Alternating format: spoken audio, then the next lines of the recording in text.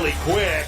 Obviously, you see Lee County in white tonight, Milton in black. It's brought to you by R.S. Andrews. The result of that coin toss is going to be Milton with the football to begin the game. That means Lee County wins the toss. They defer that choice to the second half. We'll check out our weather here as well, brought to you by Inspired Landscape Services. Very cold at kickoff, 32 degrees. We'll get even colder as the night goes on. So we have clearly reached the month of December in the state semifinals because the weather certainly tells the tale on that.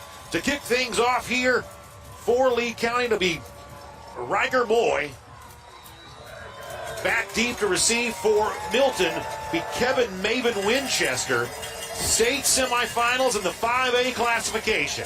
And we are underway for the final time on our drive for the GHSA state title presented by Georgia Construction Careers here for the 2024 season. And it's into the end zone for a touchback. Let me also say hello to those watching tonight, WGCW in Albany.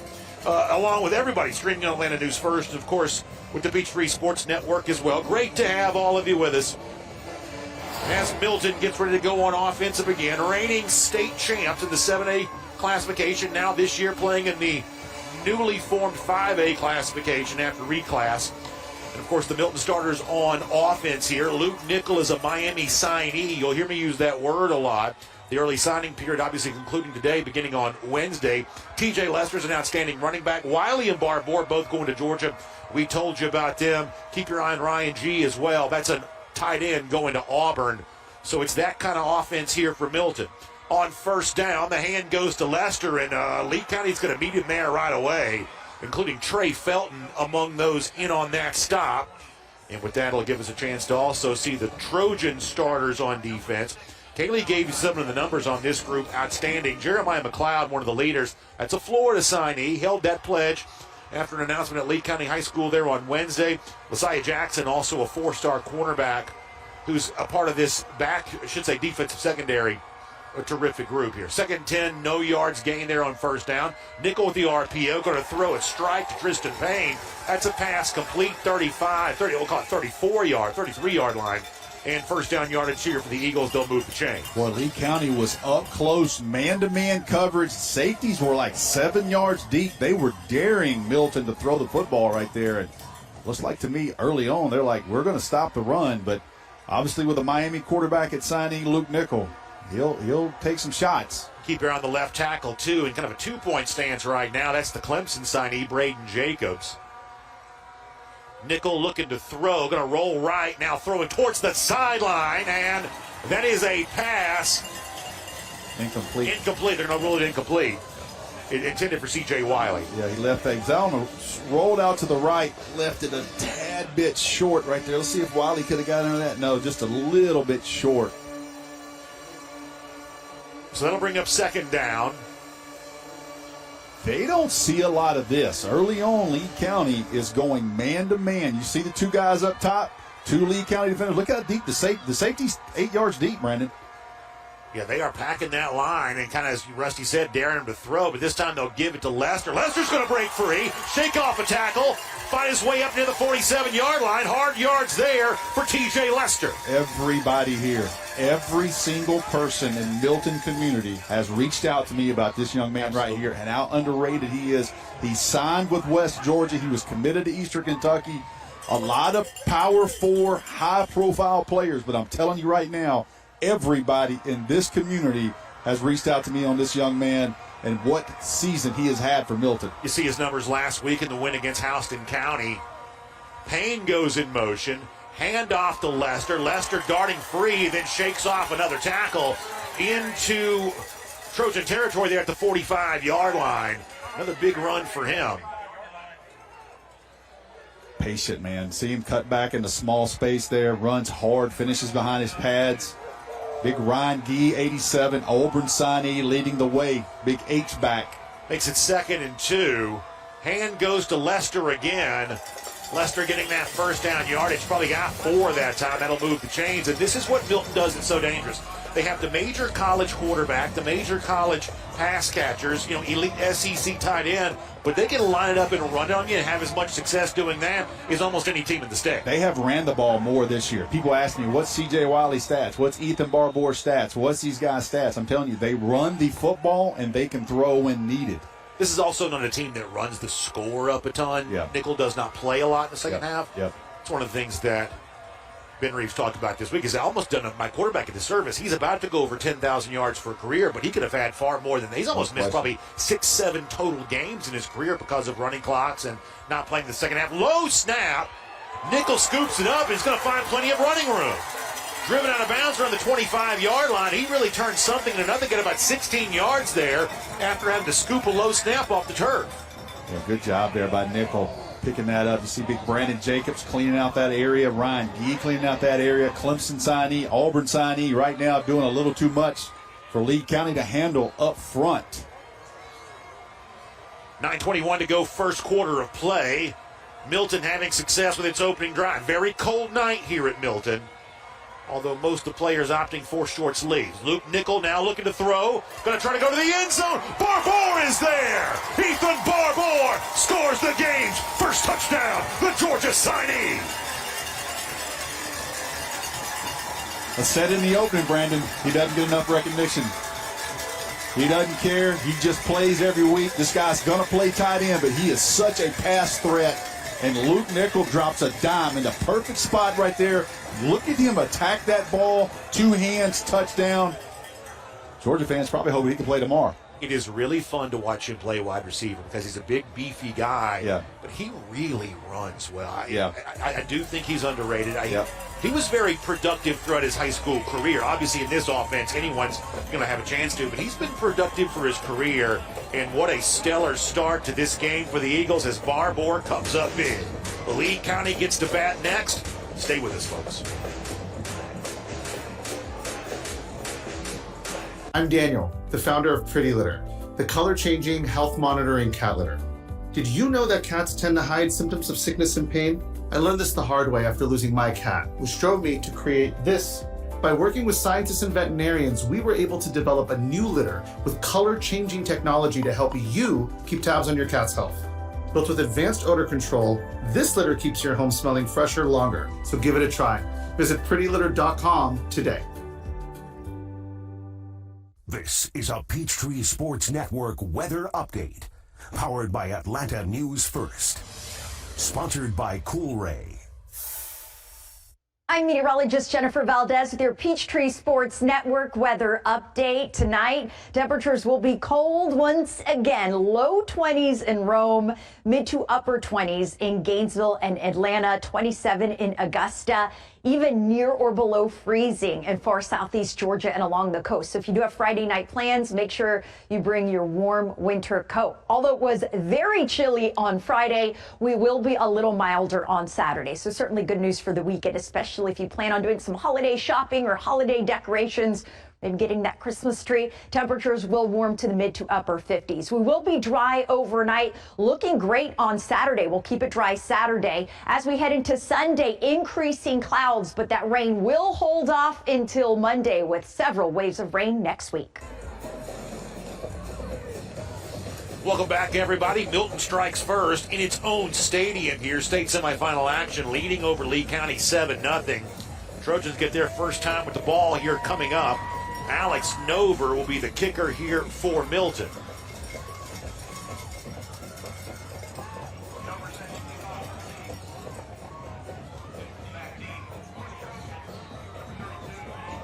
$9:14 to go, first quarter of play. Nover's kick. By the way, a little bit of a different wrinkle. We have not seen Ousmane Kroma returning kicks for Lee County, but in the state semifinals, Don't leave anything in the bag. You're going to do anything you can. So obviously that's the first example of one of these two coaches kind of pulling everything out. They're going to try to get Kroma tonight as many touches as they can. We told you about Weston Bryan during the Open.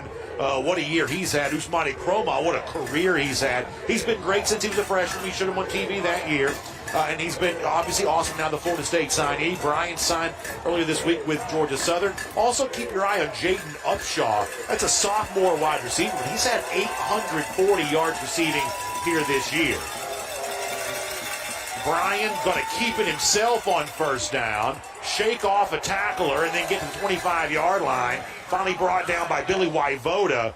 but positive yards on first down for Brian, a guy who's run for more than 1,200 this year. I mean, he falls for 5. I mean, that's 5 yards. He gets through this tackle right here, kind of gets up and extends the play. You see the hand go to Croma, and an entire host of Eagles swarming in. A.J. Benton, the linebacker, one of the ones in on that. Benton's a Campbell commit. And with that, we'll see the starters for Milton on defense. Caleb Ellis, terrific defensive end. Signed with Georgia Southern. Benton, we just showed you.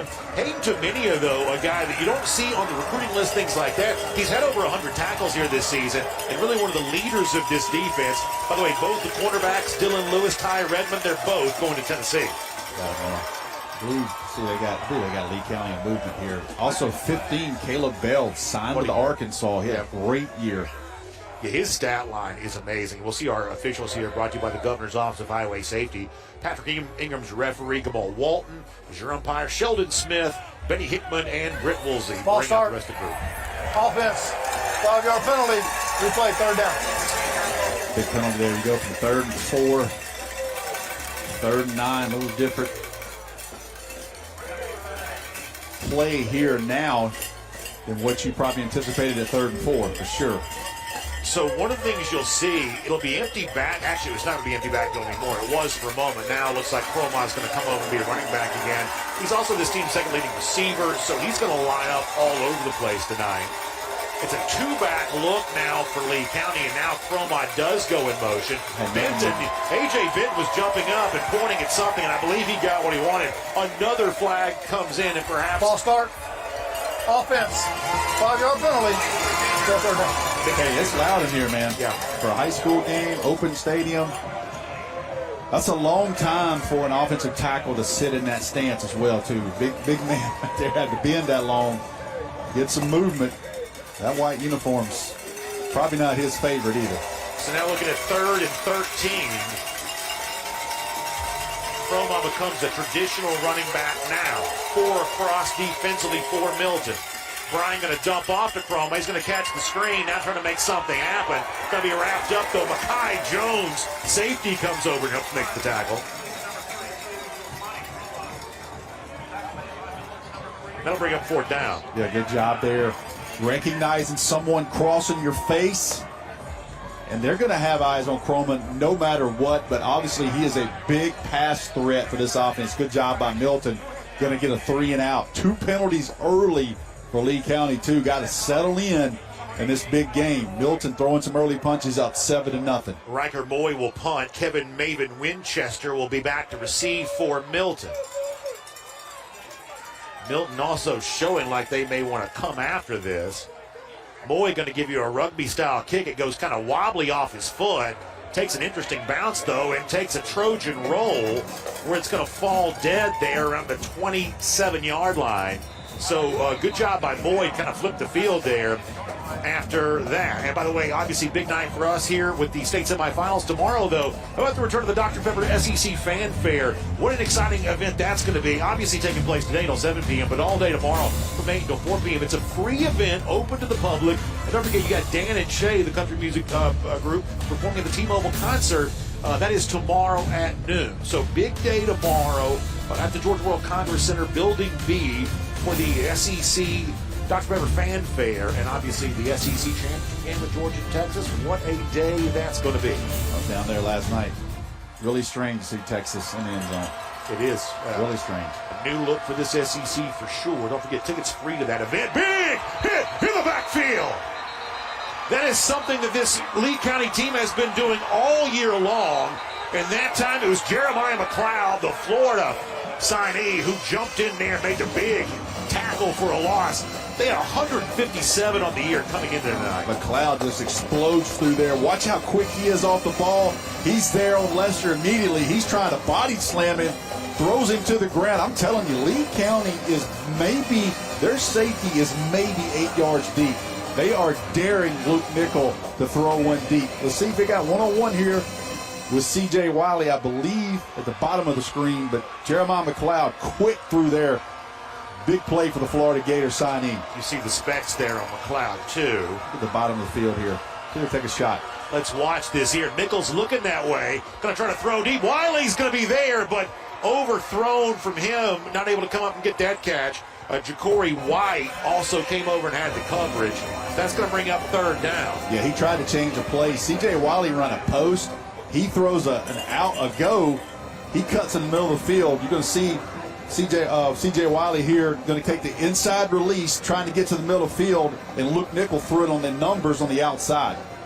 By the way, keep your eye on the Breda Pest Management score ticker throughout the night. State semifinal final action, all classification. We'll be watching that closely. Including Stevenson back in the state semifinals for the first time in a while for the Jaguars. How about Calhoun running the table? Wow. Both of those teams having a great season. Here is Nickel on third down, looking to throw again. Going to try to go to Wiley again. Wiley's going to position his body. It's incomplete, though, and good coverage is the reason why. Nice job to break that up by the freshman. How about that, Trey Clay? Ball was underthrown a little bit. Wiley comes back, just unable to get there. A little bit of air under that. You see Wiley has to come back. Good job getting up on the freshman.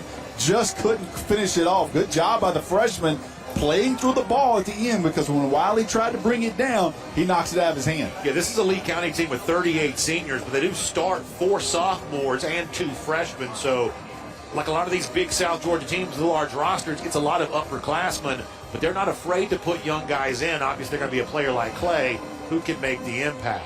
The punt here going to be, a short one. And it's going to be good field position for Lee County. So, obviously, the story for Milton, they found a touchdown early, but Lee County willing to be aggressive on defense, and right now, it's paying off.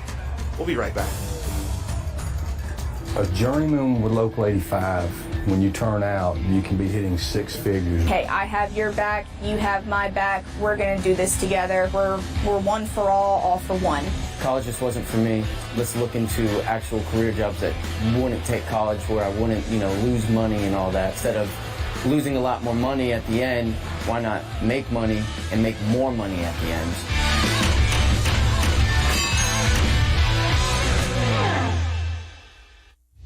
Are you interested in becoming a deputy or a jailer? The Gwinnett County Sheriff's Office is hiring and looking for individuals passionate about protecting and serving their community. If you are 18 years or older, join our team by visiting GoGCSO.com for more information. Gwinnett County, together we can make a difference.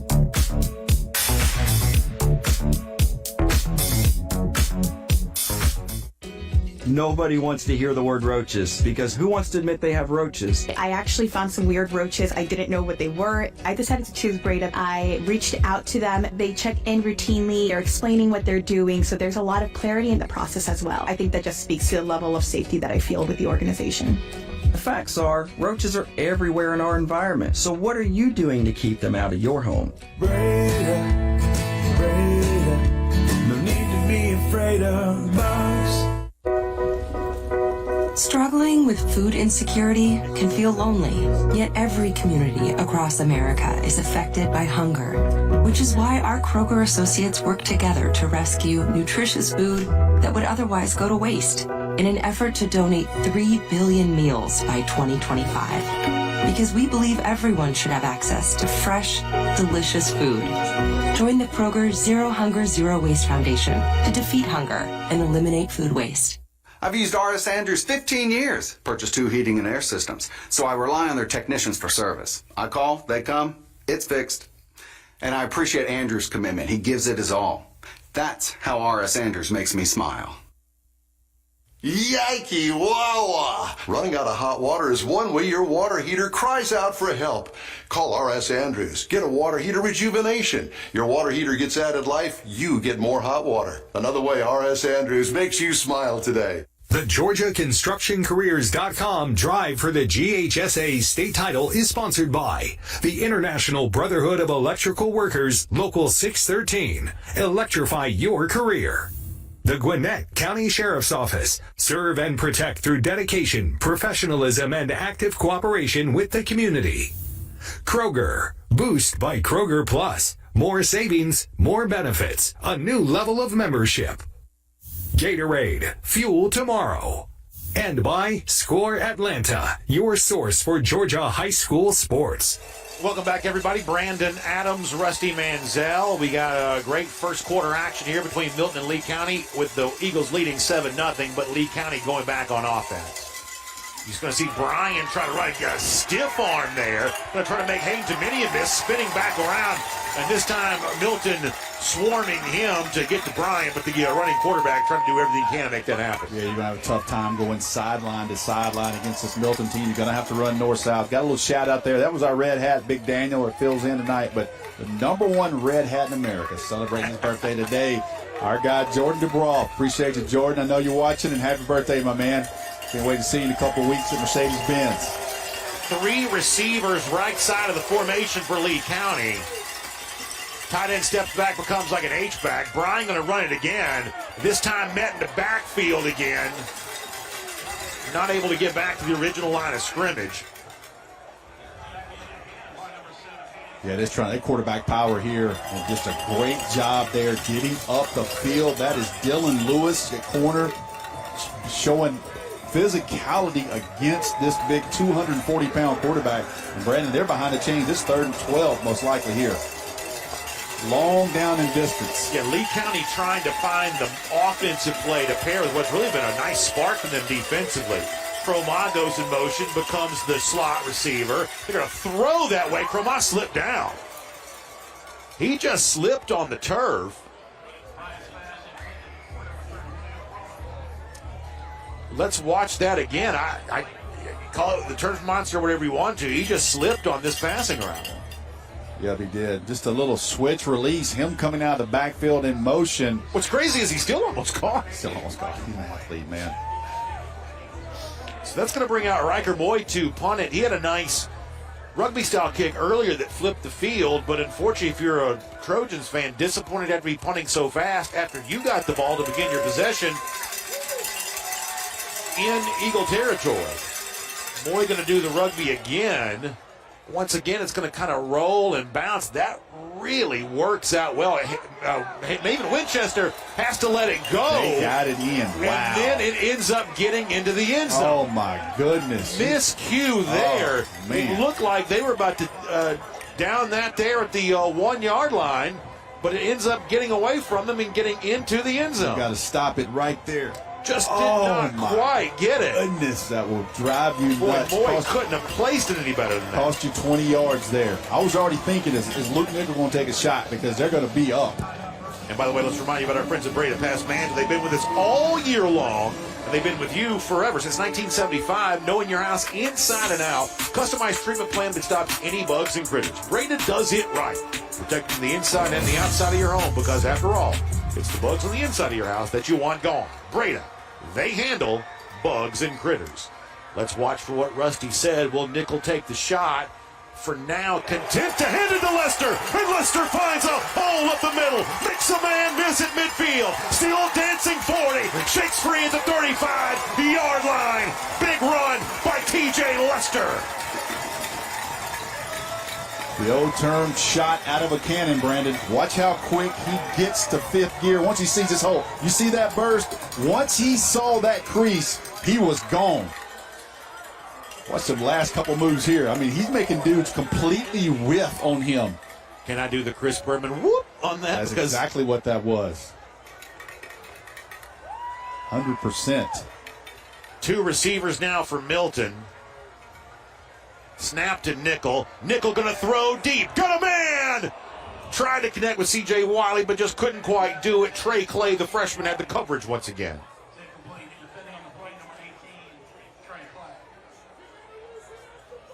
Yeah, you got to keep that one in. I know he would like to have that one back. Just let him a little too far, just a little bit. Wiley had him stacked. Got to release out on the freshman.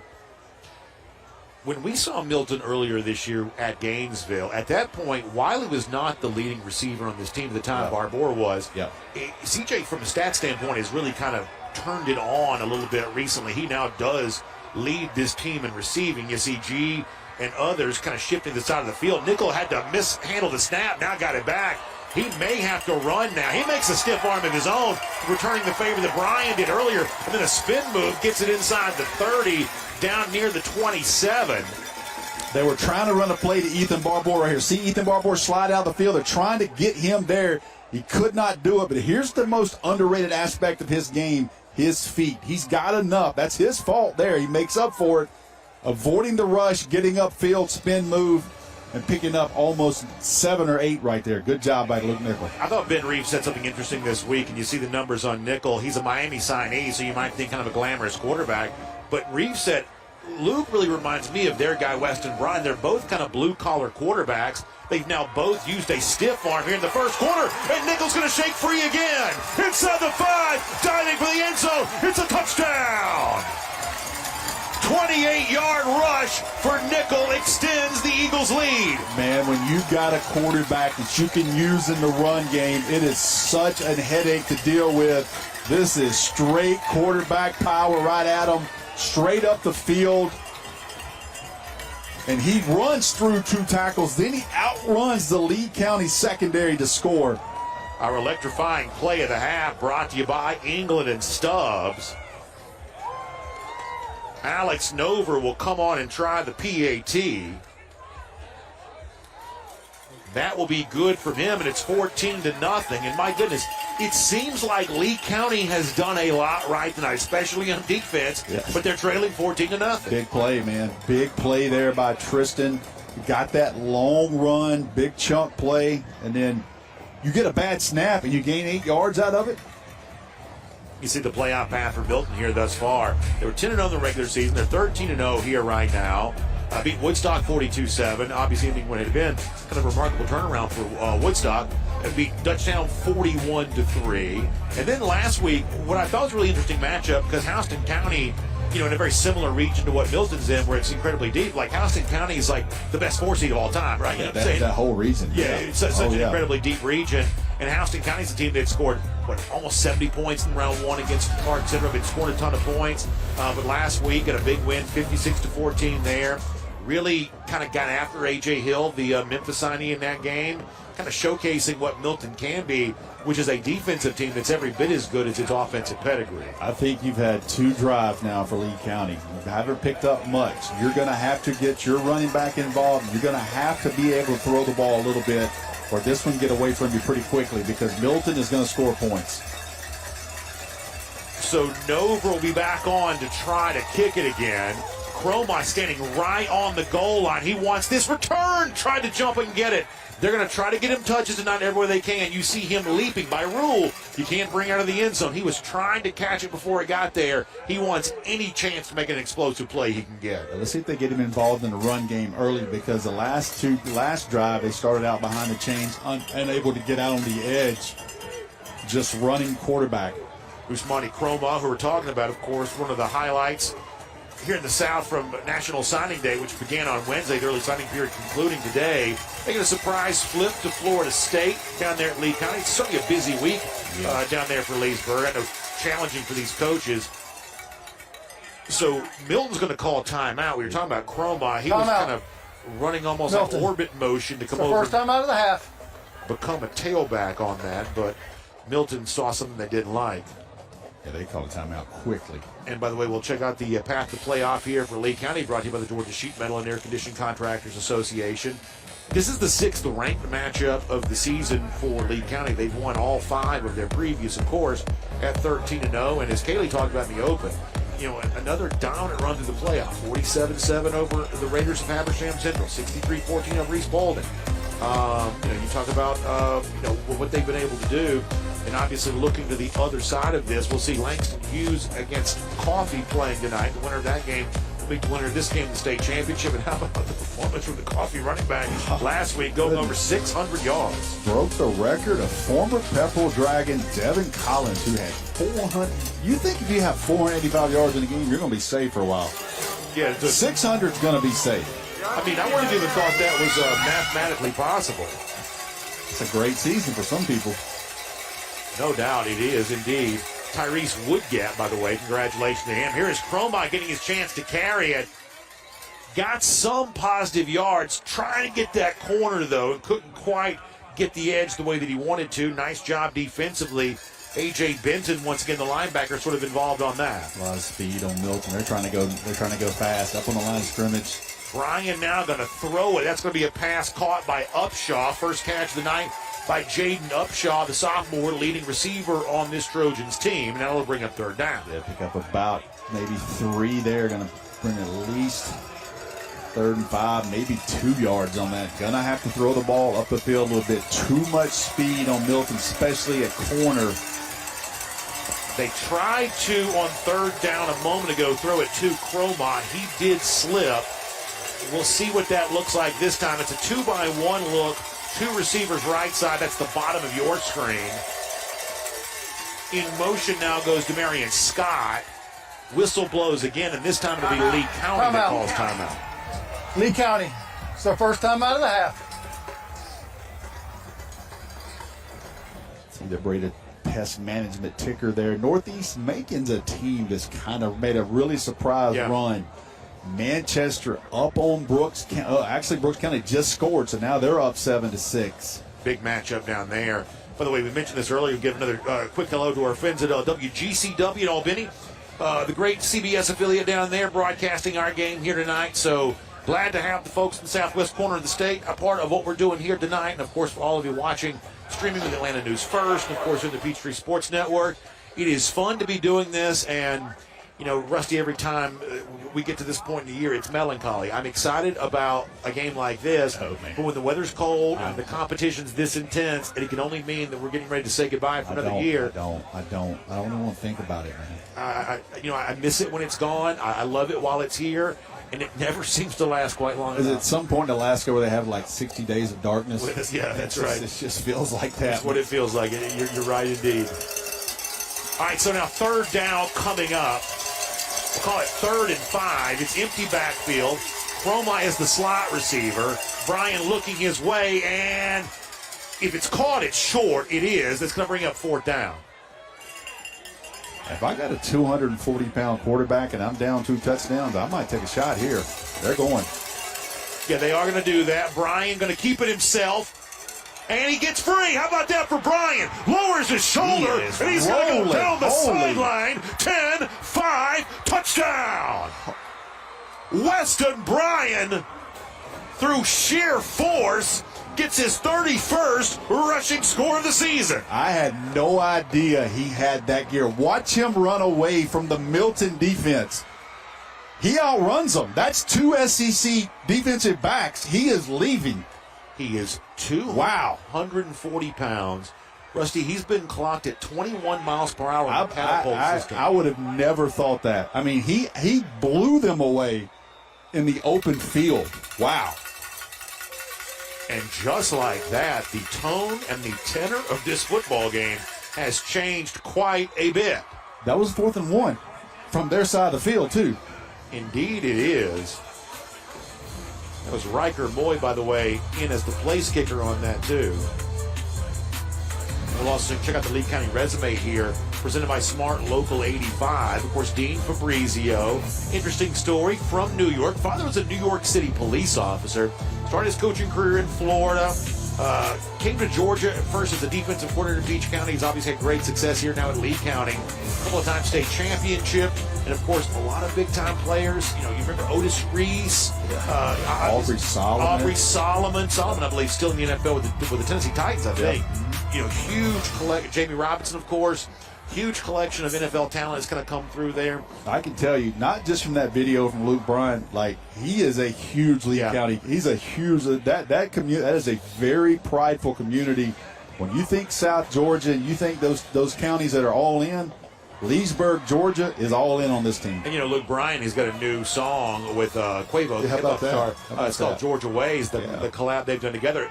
Bryan actually mentions the Lee County Trojans in that song. Yes. So to give you an idea of how real that is for him, Moy going to kick it again. This one, though, going to go out of bounds. Yes, that's going to end up being good field position for Milton after that. Kick goes out of bounds. I'm still surprised at the gear he had. Like, he was gone. Incredible athlete. Obviously. Free kick out of bounds. On the kicking team. Receiving team is elected to put the ball in play. 35. First down. Brian, a 3-year starter at quarterback. He's also a 3-year starter in baseball. Yeah. He's a really good wrestler, a guy that's kind of competed at the state level in wrestling. He's a 3-sport star. That dude was rolling.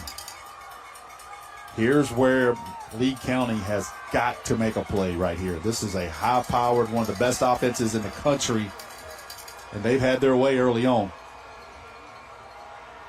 But on a per-play basis, Lee's actually done pretty well. Nickel going to throw, getting Wiley involved. Caught 40-yard line, hit right away. Wiley going to be driven out of bounds right there at the 41. So he got about 6 maybe on that first down catch. Clay again, the freshman, was there to drive him out of bounds. So it's been kind of Clay and Wiley battling tonight on a one-on-one basis. Yeah, they're obviously going after the freshman. And he's held his own now so far. Milton packed tight here right now. Barbour is the receiver on the left side, close to the line of scrimmage. G was the tight end. Pressure coming. Milton tries to connect there. That's an incomplete, and a flag's going to come down. They're going to say that Ja'Cory White had too much contact. Tristan Payne was the intended target. Nickel got hit as he threw. It looked like he may have had him kind of hooked around the waist there. Back judge threw that. Pass interference. Defense. The 15-yard penalty from the previous spot will result in a first down. They dialed up the heat. You see the pressure come on that play. Affected the throw a little bit. Yeah, you can't do that. Too much contact early. And the back judge had the best view of that. He throws the flag. Easy call. So that'll give Milton a fresh set of downs after the penalty. Get a look there at Ja'Cory White. He's got 6 interceptions on the season for Lee County, one of the leaders of this defense. Their defensive numbers are eye-popping. Nickel takes the snap, hands off, going to Lester. Lester spins to the 41. Got like 2 that time. They'll bring up second down. He got 2 out of nothing. Yeah. And that.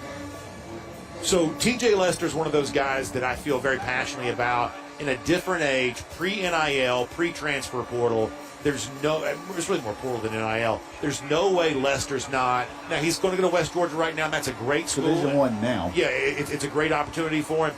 But we think about like the FBS and things like that, the group of 5 schools. Yep. There's no way in a couple of previous 100%. Lester would be absolutely the kind of running back that programs be salivating over. But a lot of these group of 5s and FCS programs do not sign high school running backs anymore, and it's a shame, but it's true. Nickel going to keep it himself to the 35.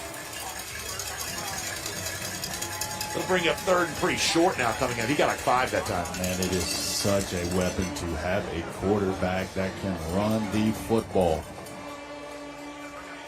It's just a game changer. You and I were sitting there last Friday night watching Haynes King. Yeah, exactly right. Be essentially unstoppable for most of that. I can assure you, a quarterback that can run the football is such a problem in today's football game. Looks like Milton may let this clock run down to end the first quarter and think about it. Yeah, you know, obviously it's 48 minutes for the state championship. You're going to sit on the lead when you can. And in the case of Nickel, this is also perhaps a little bit of an interesting wrinkle. He has run tonight. Now, he's capable of running. He's probably run more tonight already than he has for a lot in the season. Just 34 carries on the year coming in tonight. So we've seen that more from him.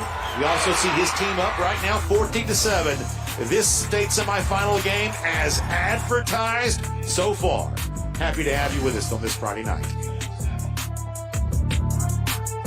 Make yourself known now. 8-3-10-1 in traffic pursuit. Oh my God, here. Investigate TV Plus begins with real people. We investigate stories that impact you. And inspire change every day. Something is broken. Real problems. Why are they hiding it? And real solutions. My daughter was dying in front of me. What was your reaction when he said that?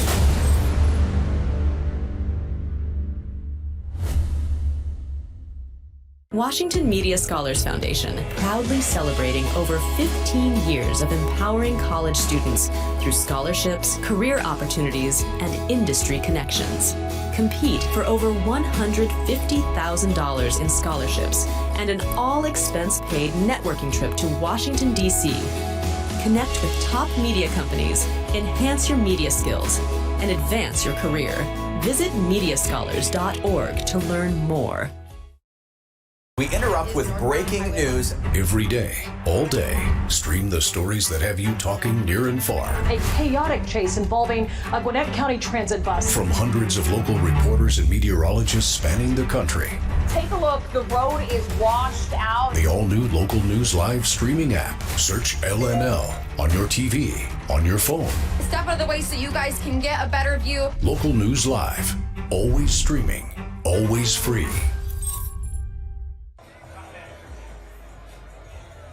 All right, welcome back, everybody. You see our score, 14-7. You see the folks bundled up here tonight, by far and away the coldest game we've had, obviously, this season. One of the colder games we've had, I would say, in recent memory, yeah. Wow. But you also see Rusty and me nestled in the Eagles Nest press box here. We're pretty happy to have that here tonight. By the way, their hospitality as great as ever. Great food, kind people. We are so, so grateful for the great opportunity we have to be at a place like this. Nickel now on third down, going to throw it. Payne is there. It's caught inside the 10. Nice throw and catch. Luke Nickel to the senior Tristan Payne.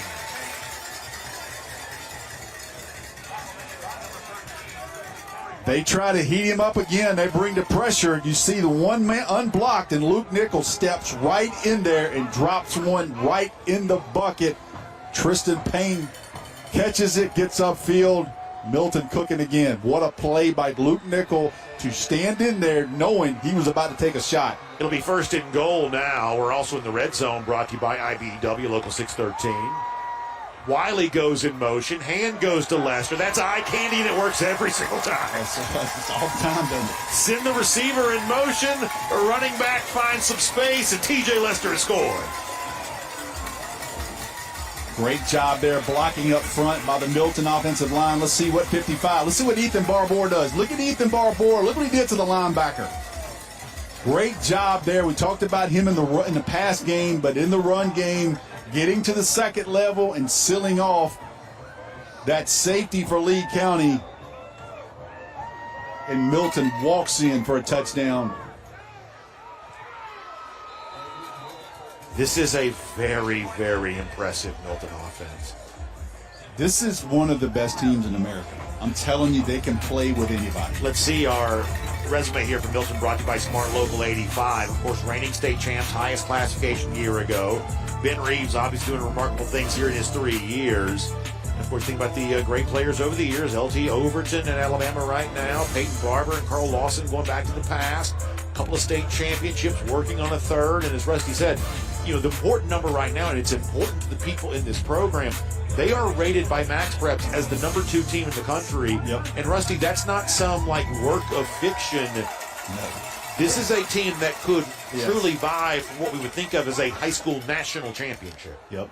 And they don't hide the fact that they're trying to win the state championship first, and they want to cap it off with a national championship. Well, I told you it reminded me of a little bit, as you're about to see Alex Nova kick it back off. You know how in 2022, when Georgia won the national championship the year before, Kirby Smart seemed like he was looking for some different motivation, and he talked about, hey, this team wants to win the state championship because the team before didn't do that. Yeah. I get the impression that for Ben Reeves, because honestly, he won't admit this publicly, even in a private conversation, he won't really admit this, but they were such a big favorite coming into the year because they'd won it and brought so many guys back. Cromall will get a chance to return this, and look at him go! The Florida State signee stays on his feet at midfield, follows a block into Eagle territory at the 41-yard line, just like that. He strikes for 59 on the kick return. Watch this gear when he decides, watch it about the 20, when he puts his foot in the ground. Watch that gear right there.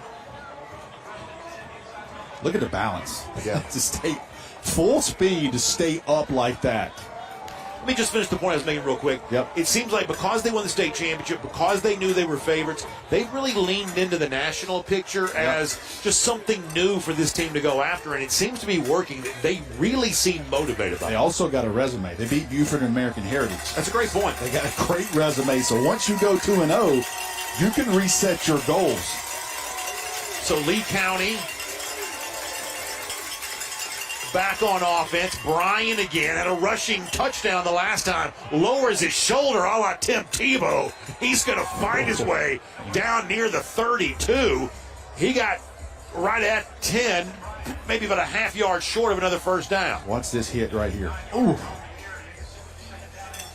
A little Gunnar Stockton in some of that, too? Yeah, but that's about 50 pounds more than Gunnar. Gunnar would stick his head in there, I can assure you, but he wasn't toting 240. Dora Butler, the tight end, goes the right side. Croma gets a carry. He hasn't gotten many of these tonight. He lowers his shoulder this time. He's fighting his way down the sideline, down to the 12. This is a special, special player. Watch what he does to finish. Watch him lower his pad right here and just run over this Milton defender. Bryan again gonna keep it. Still on his feet, hard to go down. He's inside the 5. Man, they are going quickly right now, and they're not trying to hide what they're trying to do here with this quarterback and Croma. Bryan going to take the snap and just try to charge straight ahead, trying to follow a block. Nope. Down near the goal line. They're going to say just a little bit short. Going to mark him down. 2nd and goal coming up. 10:37 to go. When the red zone again, presented by IBW Local 613. Bryan's got 2 backs next to him. He's straight ahead again. He's fighting forward. This time it's a touchdown. His 2nd rushing touchdown of the night. 32nd rushing touchdown of the year. How quick do they just come down the field? And broken tackles. And it's really the wrinkle of Croma as the kick returner that really created that opportunity. Yeah, we're going to go back in just a minute and watch this handoff that Croma got after this extra point. Riker Moy also staying in as the kicker. He's been mostly the punter for this season, but it looks like his night to handle the duties here. A little bit of a low snap. Moy gets it away. And it's good, and now it's 21-14. Let's watch this run right here by Croma. Watch how he finishes this, Brandon. No, this is the quarterback. No, it's the other play, but that's okay. But you're going to see that too. Watch him finish right here. He is finishing off, and they still don't get him to the ground. That is so hard to get someone like that to the ground on contact. What a game we have brewing right now. Lee County staying in the fight. Hey, it doesn't matter if this leaks. It don't matter to me. Can't see it from my house. Illegal use of hands and proper training. GeorgiaConstructionCareers.com has 14 different highly skilled trades with tuition-free training in our certified apprenticeship programs to train you the right way. Find your career at GeorgiaConstructionCareers.com. This makes my dad proud. He went through his whole career as an employee. Now I'm the employer, something he didn't achieve. We are signatory to IBEW and do IBEW people wherever we go that we feel like they are faster and better than any of our competition. The advantages of being a signatory contractor is you're trained employees. You have unlimited manpower. It allows me to bid on jobs that I ordinarily would not go after.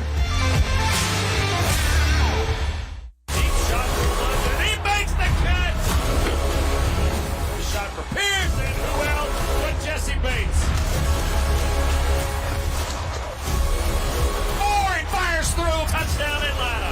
That goes nowhere. Find the pylon for the Atlanta touchdown. He's sacked to the end zone. And touchdown Atlanta. What a throw.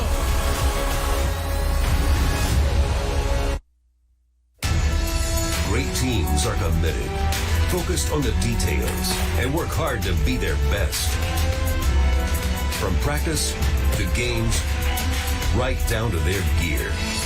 Your field is a critical part of the game that allows your athletes to showcase their abilities. Sports Turf is committed to bringing your team innovative sports surfaces with unparalleled performance. You bring the vision, our team brings it to life.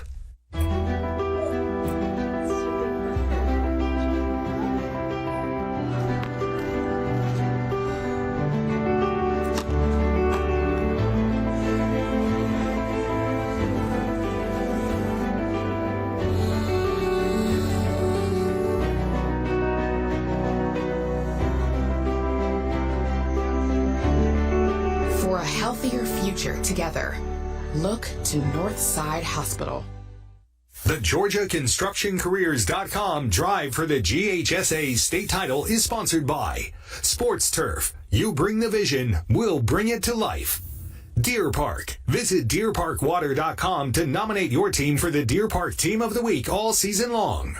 The Georgia Army National Guard. Live here, serve here, work here. Smart Local 85. Sheet metal is a smart move. And by the Governor's Office of Highway Safety. Seatbelts save lives. The Governor's Office of Highway Safety reminds you to buckle up before every trip. Welcome back, everybody. 21-14 is our score. Exciting game. We just saw Weston Bryan, the Lee County quarterback, get his second rushing touchdown of the night. Man, he is impressive. Set up by a big kick return by the Florida State signing Usmani Chroma. Then another nice carry for him down the sideline. Riker Boy going to kick this one. Kevin Maven Winchester going to be able to return it. Almost slipped down. I guess he stayed on his feet. Now he's got a lane. Middle of the field for Maven Winchester. Still on his feet there at the 38-yard line. Took a big hit, but going to turn into pretty good field position after Maven Winchester scooped it up right before it became a touchback. That's almost a disaster. Almost put his knee down. Oh my. Oh my goodness. Look right here. Uh-oh. 2 weeks from now in the Mercedes-Benz Stadium, he may have been different. That would definitely be Milton's ball on the half-yard line. Yeah, that would definitely be replayed in the stadium, in the state championship. For those who are not aware, we have replay for our state championship game. It is not approved, though, for the full season. You see what Milton's done tonight. 3 touchdowns on its first 4 drives. Nickel has run for 1. Nickel has thrown 1 to the Georgia signing Ethan Barbour. And T.J. Lester, the outstanding running back. Oh, how about that? Nickel has had issues with the snap, and this one's going to be scooped up by Justin Tanksley. It caromed right off the chest of Nickel. At least the third time there's been an issue with the snap. The one previous to that may have been Nickel's error. That time, I don't know if Nickel wasn't just ready for it or what, but the ball goes off his chest, right into the hands of the linebacker, off his face. He was not ready at all. That is not something you would expect in game 14 out of this team. Huge turnover, and Lee County has got the ball. Heads-up play by the senior linebacker, Justin Tanksley, not just to follow the football, but then to scoop it up. And, Rusty, it's about to be a situation where the momentum in this game could be completely up for grabs as Lee County now drives for their chance to perhaps tie it here.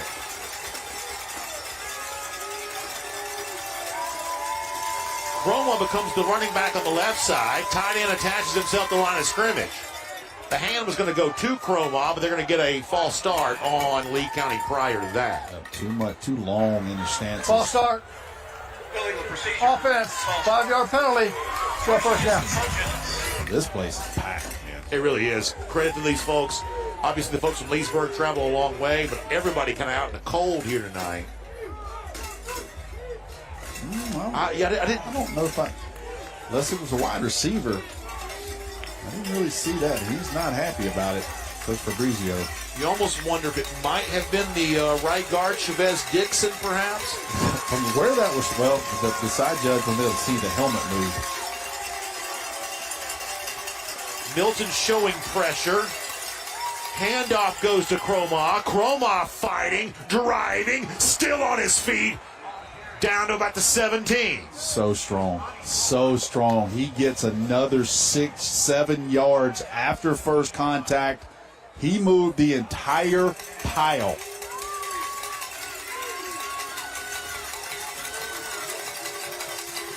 Here's Bryan keeping it himself and going. Shaking free. Falling down just before the goal line. Tripped up on that play or he would have scored again. They are getting some movement on the left side here. They're going to go unbalanced again. Unbalanced left. Red zone brought to you by IBW. Local 613. Bryan tries to dive over it. They're going to say he's just short, though. That'll bring up 2nd and goal. Yeah, I think I'm telling big man to stay on the ground.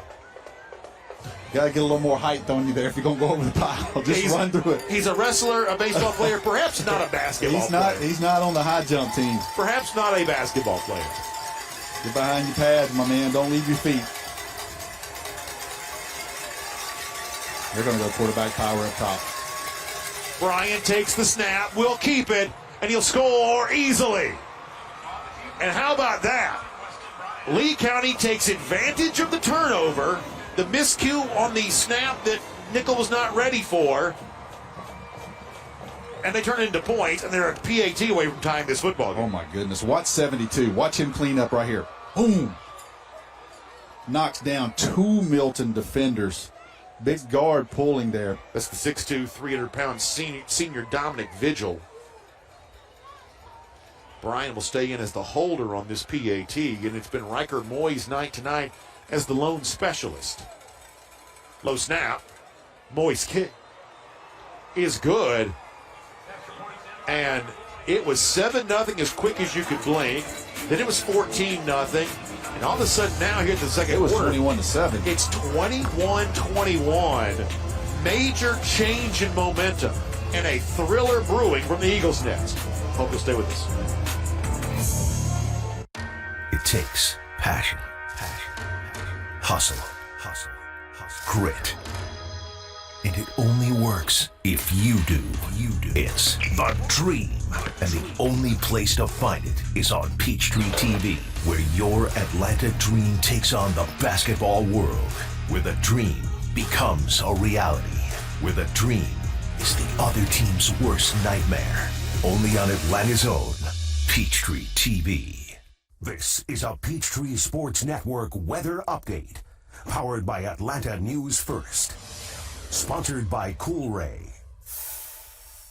I'm meteorologist Jennifer Valdez with your Peachtree Sports Network weather update. Tonight, temperatures will be cold once again. Low 20s in Rome, mid to upper 20s in Gainesville and Atlanta, 27 in Augusta, even near or below freezing in far southeast Georgia and along the coast. So if you do have Friday night plans, make sure you bring your warm winter coat. Although it was very chilly on Friday, we will be a little milder on Saturday. So certainly good news for the weekend, especially if you plan on doing some holiday shopping or holiday decorations and getting that Christmas tree. Temperatures will warm to the mid to upper 50s. We will be dry overnight, looking great on Saturday. We'll keep it dry Saturday. As we head into Sunday, increasing clouds, but that rain will hold off until Monday with several waves of rain next week. Oh my gosh.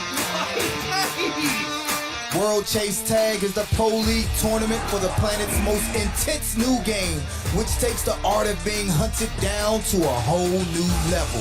It is relentless and fiercely intense, with a chaser having just 20 seconds to get a hand on an invader. He's done it! He has done it! And there's only one rule. Don't get caught. Tuesdays at 7 on Peachtree Sports Network.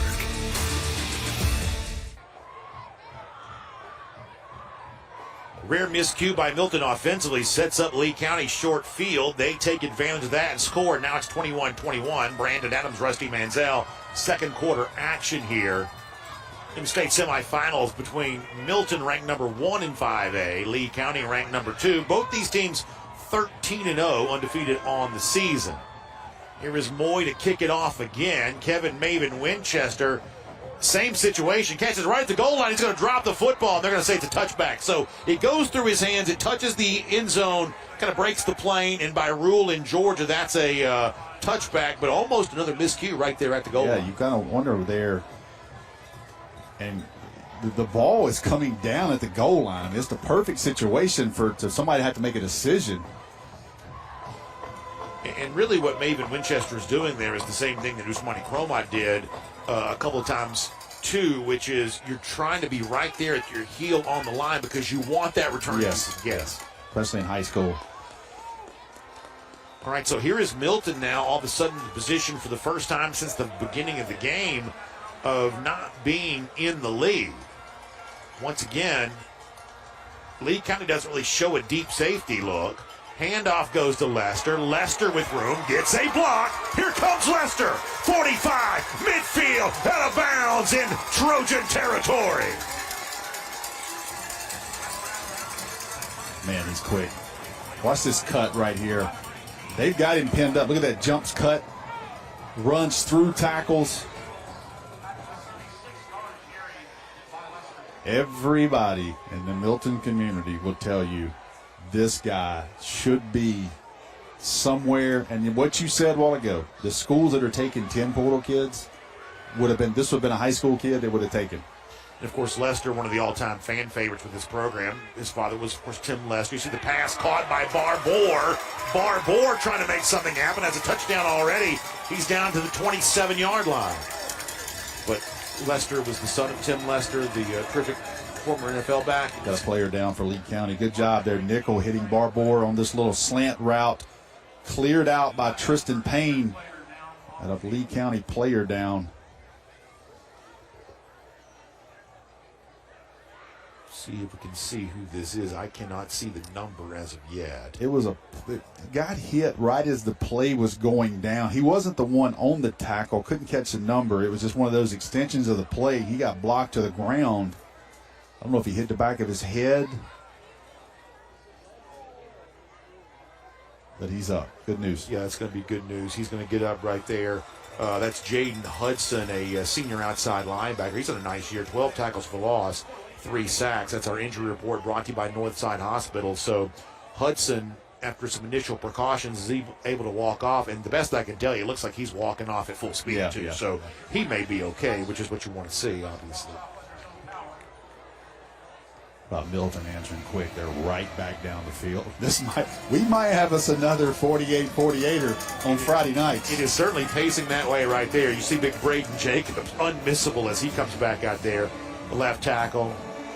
Seems like he's found a different spark to his game playing here at Milton, I would say. A lot of kids he grew up with, came to play with.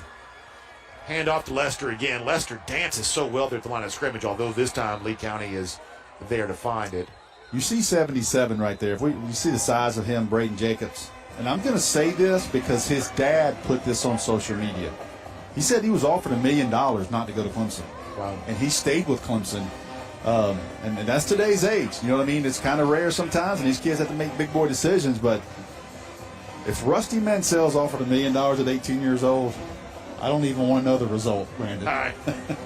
That $1 million would last me about 6 months. Oh, my goodness. It'd be like, I'm going to date myself with a reference. Oh. It'd be like Brewster's Millions. My goodness. Nickel, hand off to Lester again. Lester follows a block. He's patient. Going to be driven down there around the 20. So he got like 5 there on that carry.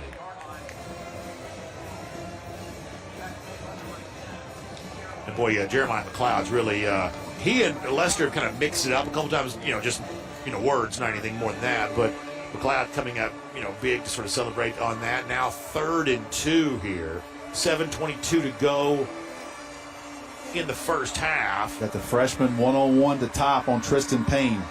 Barbour is kind of like your H-back on the right side of the formation. Handoff goes to Lester. He sort of follows on that. Going to get a block from Wiley. And T.J. Lester is going to score. And Milton retakes the lead. Runs right through the arm tackle. Bounces off on 3rd and 2. The ability to break tackles. Watch him get through this arm tackle right here. Keep running. Does the rest with his feet. That's our scoring recap brought to you by Breda Pest Management.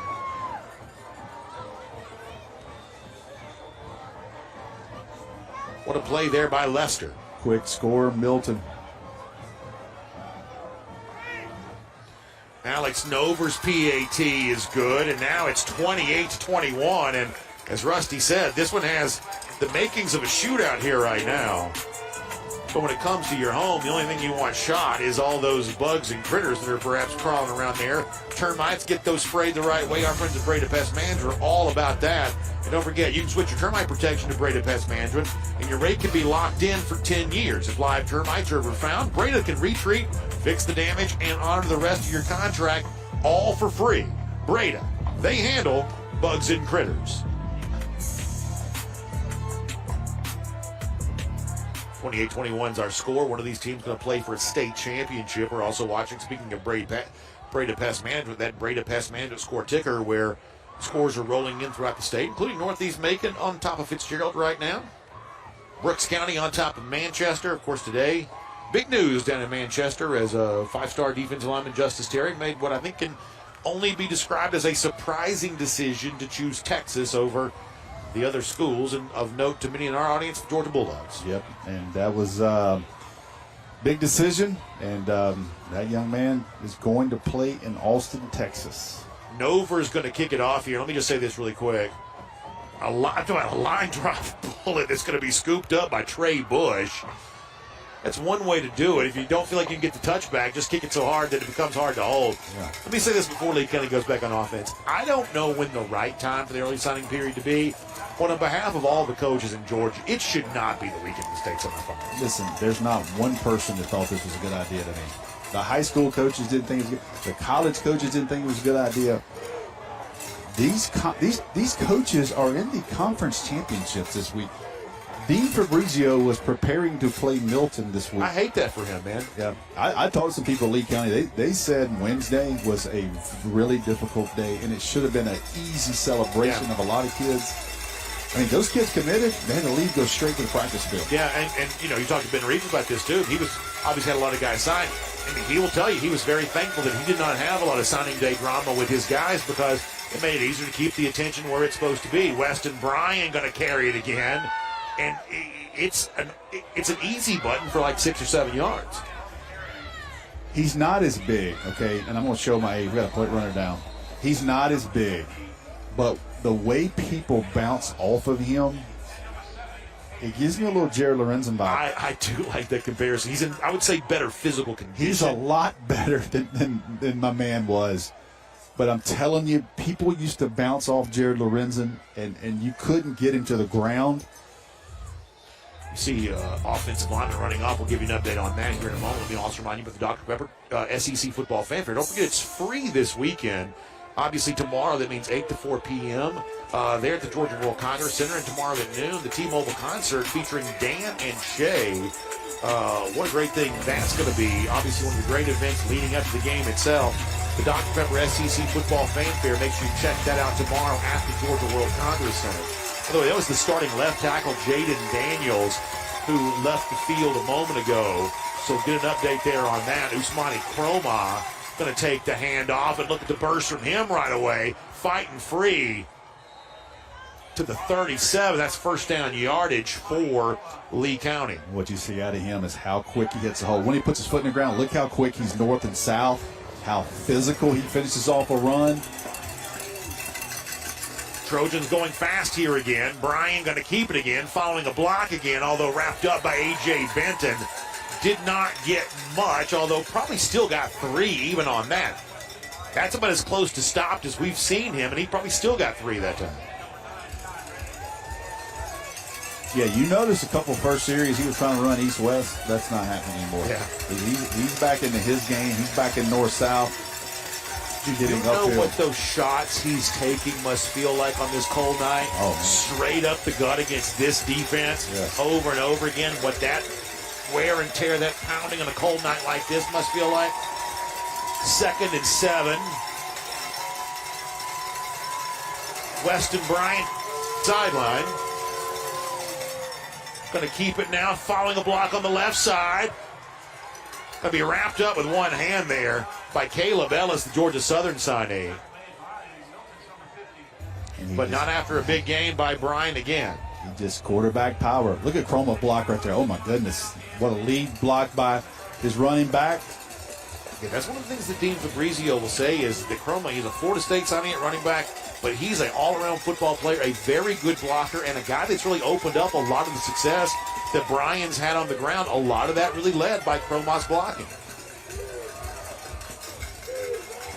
You know who we haven't saw a lot tonight is number 10 from Milton. Is he banged up? Jerron Pickard, not as far as I know.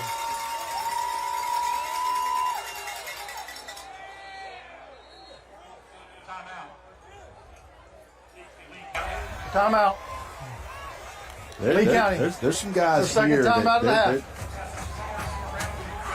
I will say this. You have to game tackle Bryan. Yeah. That's where right now they're getting into one-on-one situations with him.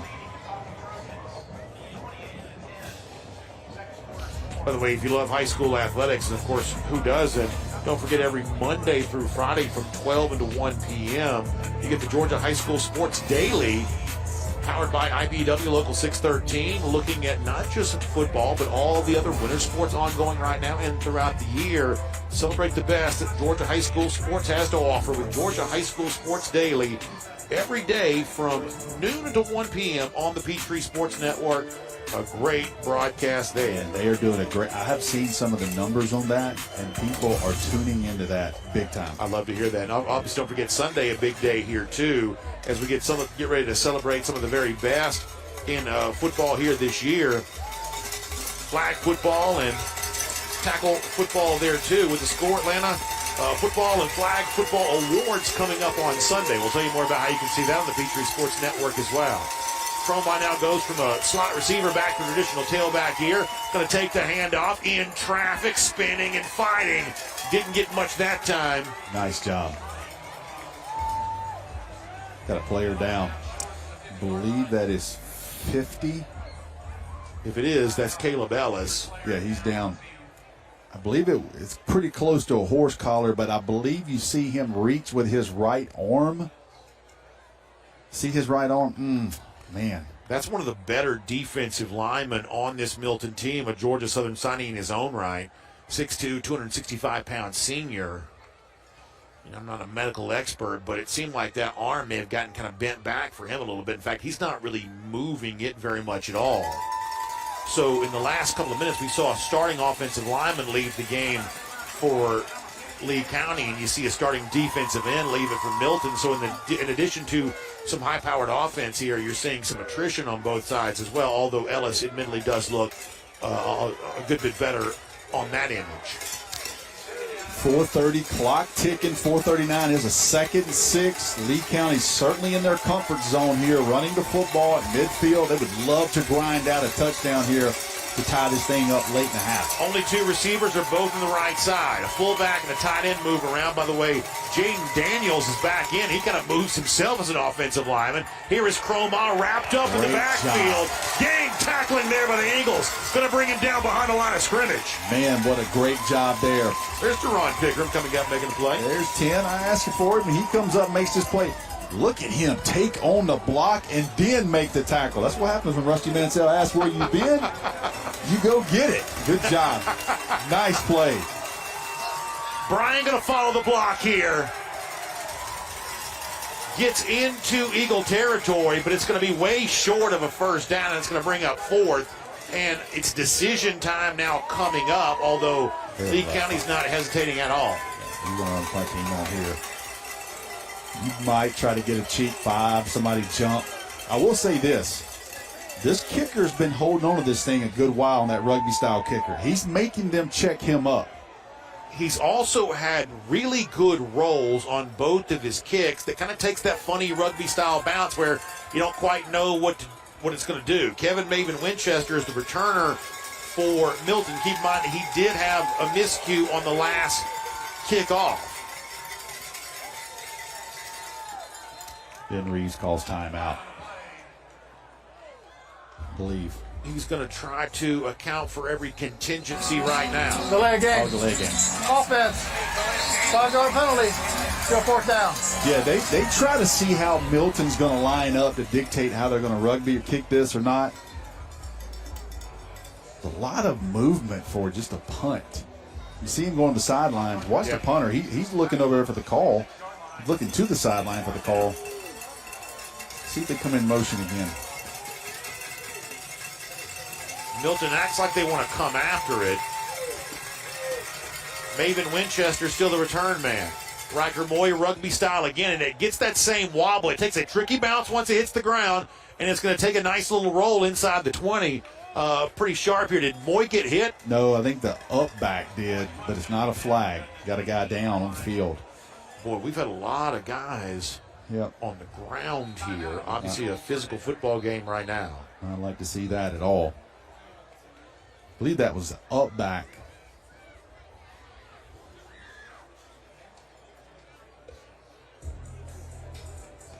It looks like the right knee being looked at here. Creekside up on Marist already in the 3rd quarter because Marist runs the ball. That thing is so quick. It's amazing. Creekside is one of those teams that you don't end up talking a lot about during the season, and yet they're always playing in December. Look at Burke County on the road at Rockmart. Franklin Stevens goes back down to his place. You love that. And they are 1/2 away. You love that. Toombs County on top of Dublin right now. Laganza Hayward, a name that was making a lot of noise towards the end of the 2025 recruiting cycle. That was one of the biggest surprises, him decommitting on Tennessee last Sunday. Yeah. He'd been committed to Tennessee for a long time. Did he end up at Florida? He did end up at Florida, yes. Sure did. Florida had a nice little close. Obviously, Jeremiah McLeod in our game, a guy they were able to hold on to. We saw Hebron Christian earlier this year. And I look, it was a great night for Prince Avenue Christian. I thought that Hebron Christian looked like a really good football team. I am not surprised they're still flying. So fast. And I tell you what, if the score holds, you're going to see Hebron Christian and Prince Avenue in the state championship rematch. I think that could be a good one. Yeah, so the injured player for Lee County was Trey Felton. That was the up man on that. That's a senior, a guy who plays outside linebacker on defense. And he is a little ginger walking off here, so seems like he's going to need some tending to over there. We hope he's okay, but he is not moving off the field as quickly as we've seen some guys here tonight with injury. You're in your 4-minute offense here, basically, and Luke Nickel can run everything in your playbook. A score here would obviously be huge. 1st and 10. Nickel going to crank it up and throw deep. Looking for Payne. It's incomplete. Tristan Payne had a chance, just maybe an inch beyond his grasp. Ja'Cory White had the coverage, but Payne had a step on him. He turns it loose at the 12, Brandon. It's a good throw. Yeah, all the way to the 40, other side of the field. Just out of reach. Yeah, the timing may have been a fraction of a second off there.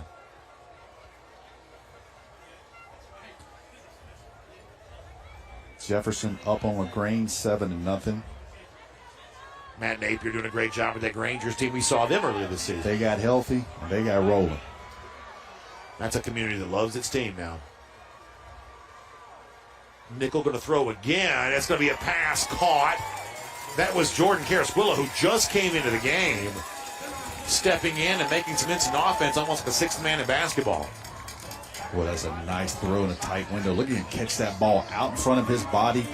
Absolute perfect throw there by Nickel, but I love the way the receiver used his hands, just snatched it up. Ball sits at the 33. 1st and 10. Clock ticks 2:44. A little bit of a bunch formation here for Milton. High snap for Nickel. Nickel will now run. Takes a big hit right there at the 35-yard line for his trouble. Fell forward, got a little bit more now, but Jeremiah McLeod, the Florida signee, laid some lumber. He's chippy. I've known Jeremiah for a couple years now. He likes to talk. Nothing wrong if he can back it up, but he's going to get his chippiness in. Fell forward to the 36. You give him 3, make it 2nd and 7. 2:13 here. Clock does not stop at our 2-minute warning,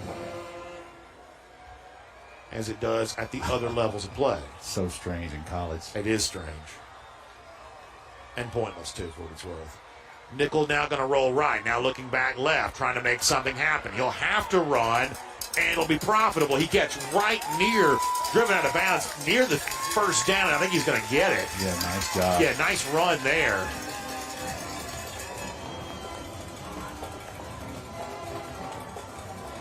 Yeah, he gets to, I think, the 44, and so that's going to be easily a first down run by Nickel, who I don't think, and took a big shot there at the end from McLeod again, by the way. He's going to get his. If he's hustling that far, at least going to get a hand on somebody. I don't think Nickel wanted to run on that. I think that he just turned it into something, but a sharp play in its own right. 4 receivers now. Lee County deep safety look. We haven't seen that a lot. There's the pass caught by Barbour. Barbour inside the 40 into Trojan territory down there around the 38. Look at Milton, how they spread it out, Brandon. Look at how they spread it out. You want to talk about not having stats across the board and people don't care? They've got so many weapons offensively. They just spread this thing out. By the way, how many stiff arms have we seen tonight? I'm talking about tough, stiff arms. Yes. C.J. Wiley, left side of the formation. Milton, though, calls timeout. Saved the flag there because they had too many men up on the line of scrimmage, and Ben Reeves, credit to him, he called it. They were trying to communicate with the two wide receivers out here. I also got saved in that timeout because I misidentified. Wiley was on the right side of the formation that time, so I'm glad for the timeout. Burke County, as you mentioned, on top of Rockmart right now. We're watching on this roll through our Brady Pest Management score ticker. 90 seconds left here in the half. Great halftime coming up. Kaylee Manziel. By the way, how much better do we have it than young Kaylee right now? We're up here in the nice press box where there's all kinds of food, and who knows, we may be sipping on coffee at halftime. She's young. She's got that fresh blood, man. She's got to earn her stripes before she comes up here. Yeah. She came up here and bragged to us about all what she was wearing. She did. That is true. We're like, go get it. Yeah, you see the wonderful press box here at the Eagles Nest. Been coming here for a long time, although it is we've done Milton games. Seems like it's the first time I've been back at Milton in a good number of years. I'll say this. I run, I'm a co-owner of MVP camps, and I run a lot of camps here, and I can tell you right now without hesitation, this booster club at Milton is some of the nicest, most helpful people you ever see. Yeah. I mean, we've had kids from New York here. I mean, they just a very good community. Really supporting this football team, but just a really sharp organization. It starts with Ben Reeves. Nickel takes the snap, handing to Lester. Lester's had a night already. He splits free again. Still on his feet inside the 25, down to the 23-yard line. T.J. Lester. How many people are watching this right now going, how's that guy going to West Georgia? And no offense to West Georgia. No. Credit to West Georgia. Credit to West Georgia. But how many people are watching this game right now going, wait a minute, we didn't offer him? Wait a minute, we didn't try to sign him? One-time Eastern Kentucky commit. Seems like Eastern Kentucky may have been a little far from home, perhaps. Yep. West Georgia, obviously, in Carrollton. Nickel now going to throw to the end zone. Wiley is there. It's a one-handed catch for a touchdown. How about that dog?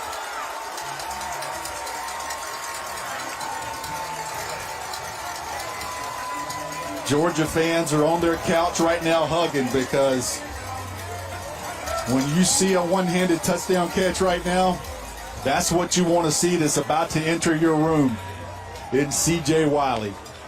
All 6'4" of him. It's our Brady Pest Management scoring recap. A thrilling highlight from Wiley. Wow. What an answer by Milton. How about the story on C.J. Wiley committing to Georgia? A bunch of reporters were at practice, coming to practice that day. He got done. He told Ben Reeves to call Kirby Smart. I can't do it. He called Kirby Smart and committed and said, I'm done with that now.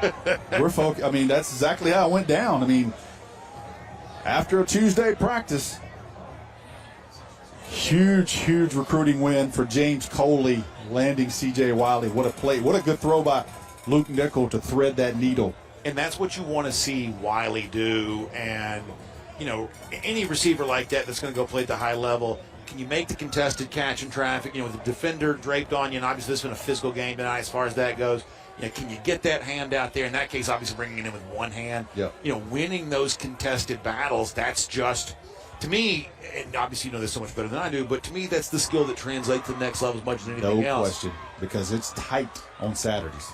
And I tell you what that reminded me of. I know he's a great protege of our good friend Terrence Edwards. And Travis Smith, another guy that Terrence worked with. No doubt. We saw him for Westlake earlier this year. It was those kinds of catches that Travis Smith was. I told every Tennessee fan that asked me, Rusty Mansell will sign off on Travis Smith. Loved watching him play, and he was great on contested balls. See the kick go into the end zone. Now, you did leave 59 seconds here for Lee County. I'm not trying to say you scored too soon. I'm just saying, just keep in mind here in a game that's had a lot of highlights. Well, they've got big threat potential. And you saw him a while ago. A guy that can hit 21 miles an hour.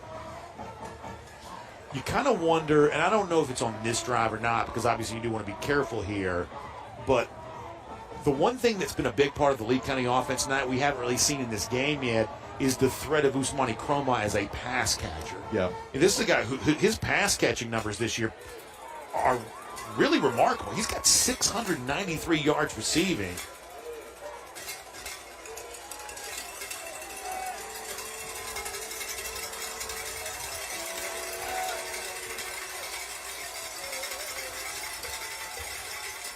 Weston Bryan going to keep it. Trying to get the sideline. Nice tackle there, though, by Lawson Estes. Loved it. It's positive yardage, but they do get him on the ground. Loved it. Did not try to go high. Cut his legs out from underneath him because you don't want to go high on a 240-pound player. 45 seconds. Bryan's going to throw. Sophomore is there, and it's going to be intercepted instead. Picked off by Mekhi Jones. They were trying to get it to Jaden Upshaw.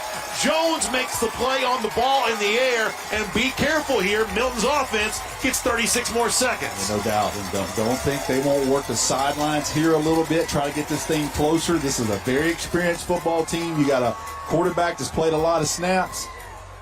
And he just took that away. Look at that. Wow. He just took that away at the end.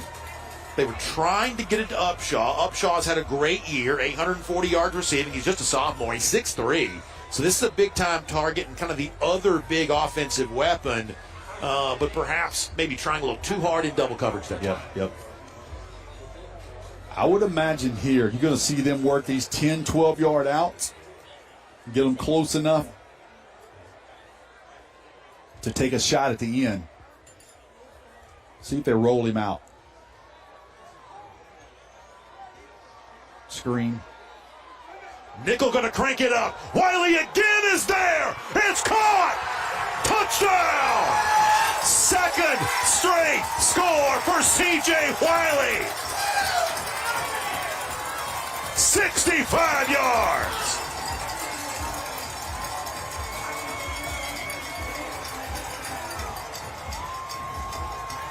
Any questions about C.J. Wiley or Luke Nichols' arm? I'll give you that play. That is our scoring recap brought to you by Breda Pest Management. And obviously, it's a tremendous score by Wiley, but it's a beautiful throw by Nickel. Absolute perfect ball right over. But what you like about that play that translates to the next level is he runs by two Lee County defenders. The top end speed, that's the biggest difference in the last 18 months. And what put C.J. Wiley over the top, he ran a really good time last spring because he's got a 6'3" frame. He's 6'4". He's got great hands. He's consistent. The questions were about him, how actually fast he was. Once he ran a sub 1100, and then he ran well at the Under Armour camp, the rest was history. You see the stats there on him, the specs for the 4-star signing with Georgia. First time we've ever got a chance to say that, obviously with the early signing period moving up, us doing this game in December. I think this is the first time I've ever called someone a signee during a game before. Unless we were doing Georgia League Classic. Yeah, maybe that. Yeah, that's a different situation perhaps. Yeah, I think it's such a different count. Yeah, that's big Braden Jacobs there. Oh, yeah, Jacobs is going to be slow to get up here. Yeah, that's not – don't want to see that because I only got a half here. You got a state championship to go. I hope it's just rolled it up a little bit. Son of former New York Giant, Brandon Jacobs. That's exactly right.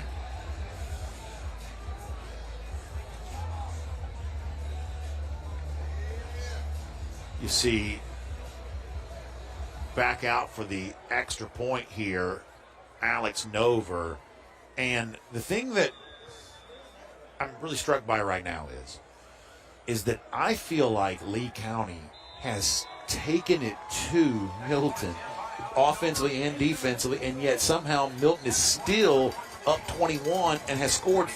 I mean, I feel like if you're Lee County, it's been explosive plays, Brandon. You came on the road and you brought a little bit of edge with you. This is a really good football team, but somehow Milton has scored 42 first-half points. Let me give you two plays that just happened. They took an interception away from a Lee County wide receiver. Then they throw a perfect ball into double coverage, and C.J. Wiley was a little bit too much of an athlete there for you. And that's the difference in a game like this. Lee County has played a really good physical football game. Look, watch him take this away. Stripped it at the end. Watch him finish off. But this is a great ball by Luke Nickel. But in the end, he runs by two defenders. Yeah, very impressive touchdowns on consecutive offensive plays for Milton. And for Luke Nickel, more of what he's been for his entire career. He's going to surpass 10,000 yards. He's going to be one of the most prolific quarterbacks in recent state history. And it seems like there's always been 3 or 4 guys in the state getting more attention than him throughout the entire time. And everybody talked about it over here. And our good friend Terrence Edwards. I mean, Terrence, he texted me last year. He said, Rusty, I don't care who else is in the state. This guy is worthy of the mention. And then the run he went on last year to win the state championship. Oh, yeah. Because they were a year ahead. They were kind of a year ahead on schedule, I think. To me, they were. I mean, it was certainly a surprise for me. Especially the run. Certainly a surprise for me. So they had 17 returning starters. They have 2 transfers in, Brandon Jacobs and Ethan Barbour. That wasn't a bad addition there to a defending state champion. But they had 95% of their team coming back from a state championship team. We'll see now what Lee County wants to do. Very different situation when they last possessed it. Bryan going to keep it. Bryan gets a block. Now cutting back left side. Here he goes. I'm telling you, he is as electric as ever. He's into Eagle territory, out of bounds there at the 32-yard line. So he certainly puts him in business to have a chance to score here. I mean, no disrespect to him, but I wonder if he's an H-back power 4 because he's got different speed in person. Flag down. Fakes the handoff, now throwing, just going to dump it off. Finally gets the ball to Upshaw. They've been trying to do that tonight, including on the interception a moment ago.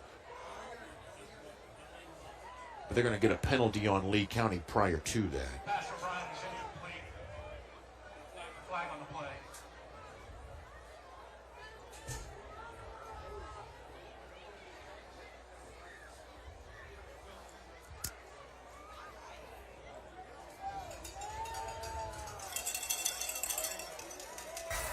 Illegal formation on the offense. 5-yard penalty from the previous spot. Still first down. Got to mention, too, man, this is someone I've known for a while. He was at North Gwinnett for many years, come over to Milton 3 or 4 years ago. Stevie Jackson, offensive coordinator here. He is coached for us in the Georgia League Classic.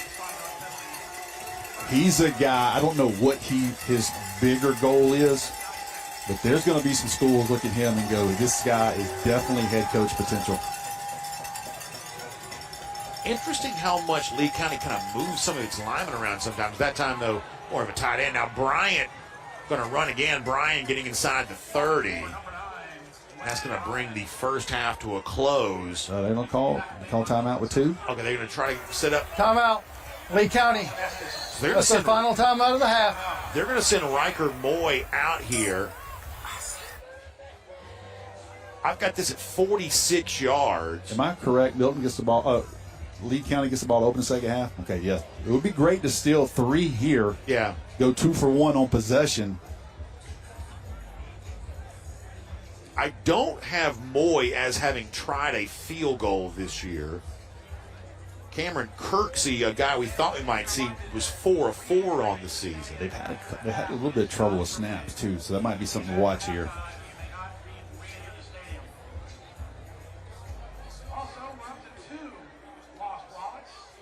Creekside Mariners 14-12. Calhoun 21-7. Wow. Clay Stevens and those guys. Yeah, that's a tremendous turnaround from kind of where they were, I would say, the earlier part of the season. I believe they went to a freshman quarterback, and he's been on a run for them. So Riker Moy is going to come on here and try this. Brian's going to be your holder. 46 yards right there, about the number here. 46 yards for Moy. Milton acts like they want to come try to block it. And now they're going to call timeout and ice the kicker, just make sure they are probably on guard for any kind of fake or anything like that too. Just 2 seconds left. Kaylee Manziel will have you for the halftime show here coming up. Give you an update on everything happening around the state and obviously all the sights and sounds here from Milton. Doing a great job hosting this game. See Coach Ben Reeves and this Milton coaching staff. By the way, great job by the entire staff here. The controversy, and a lot of folks are aware of this, is there is a seating limit that you have, or a minimum that you must achieve to be able to host a game at the semifinal level. A lot less requirement this year, though. I think they made a rule. So obviously in the past, Milton's been penalized by that, forced to play last year a game on a neutral venue when they could have hosted it. So this year you kind of see the look here across. Folks, look there on the corner of the end zone there. Kind of the sort of the middle part of your screen there. Those are extra bleachers, and all 4 of the corners around the stadium have those extra bleachers brought in. They're not obviously full necessarily. Added 2,000 seats, I think what they told me. But it was the requirement to play this game here tonight, as Riker Moy is going to try the 46-yard field goal. Milton obviously doing everything he can to make sure it gets it advantage. Moy gets it away. It's going to be short. A ball there in front of the crossbar, and that is going to bring the first half to a close. And what a 24 minutes it was for the Milton Eagles, putting up 42 points on the board against a dominant defense like Lee County. And now they stand 24 minutes away from a state championship appearance. But boy, don't you know, the Trojans are still going to have some fight in them. So we got a halftime show coming up, and then a tremendous second half right after that.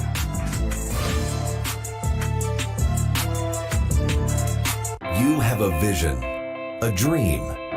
Doers like you drive the heartbeat of our community, creating jobs and the foundation of our future. Growing your business, reaching your true potential takes the right partner. At Gray Digital Media, we can help because we know local. Our marketing specialists know how to reach your customers here and everywhere. Our experience spans coast to coast, but our focus is right here in Atlanta. Building, connecting, finding solutions, exceeding expectations. Together, we thrive. You do what you do best. Create and innovate. We'll do the rest. Gray Digital Media. We know local. Let's connect today. GDMAtlanta.com. A new era has begun. NXT is now on the CW. The next generation of NXT superstars are ready to take over Tuesday nights on the CW. Let's meet the next generation of superstars from sports entertainment's hottest show. It's the ruler of NXT, Uba Femi. Uba has dominated the NXT roster like none other, and there seems to be no stopping him. More than anything, I'm calculated. Many big men are viewed as just, oh, he's just big and strong, but for me, I think it's way more than that. I'm big, strong, and I'm calculated. I'm always thinking about the next move. You're going to see the stars of tomorrow. The future is bright for this brand, so I suggest you tune in if you want to stay in the know. Don't miss NXT every Tuesday night at 8 p.m. on Peachtree TV, Atlanta's CW. Welcome to Talking Trades. I'm Rut Walker with Union Up on behalf of GeorgiaConstructionCareers.com. And I've got my friend Skylar Worthy here from Smart Local 85, which is one of the largest sheet metal worker unions in the country. And Skylar, not only you as a representative of Smart Local 85 being involved in high school football through these broadcasts, but you kind of have some skin in this game. Your son is an active high school football player in the Atlanta area, yes? Yes, he is. Tell me more about that. Yes, my son goes to Lovejoy High School, and I was privileged enough to actually be at his game. We got sponsorship from the Smart organization for his team, and we were able to be present when they did the unveiling of the banner that comes a part of the sponsorship program that hangs on the fence for all to be able to see. And right now, that is a good pool for me to pull from for recruits coming fresh out of high school, and we've been successful in getting some. Very cool. So, and you played ball, yes, as well? Yes, I did. So, you were once that high school kid, and there are lots of high school kids that follow this sport. Take me through how you got from Skylar Worthy high school kid ball player to now an executive with one of the largest sheet metal worker unions in the country.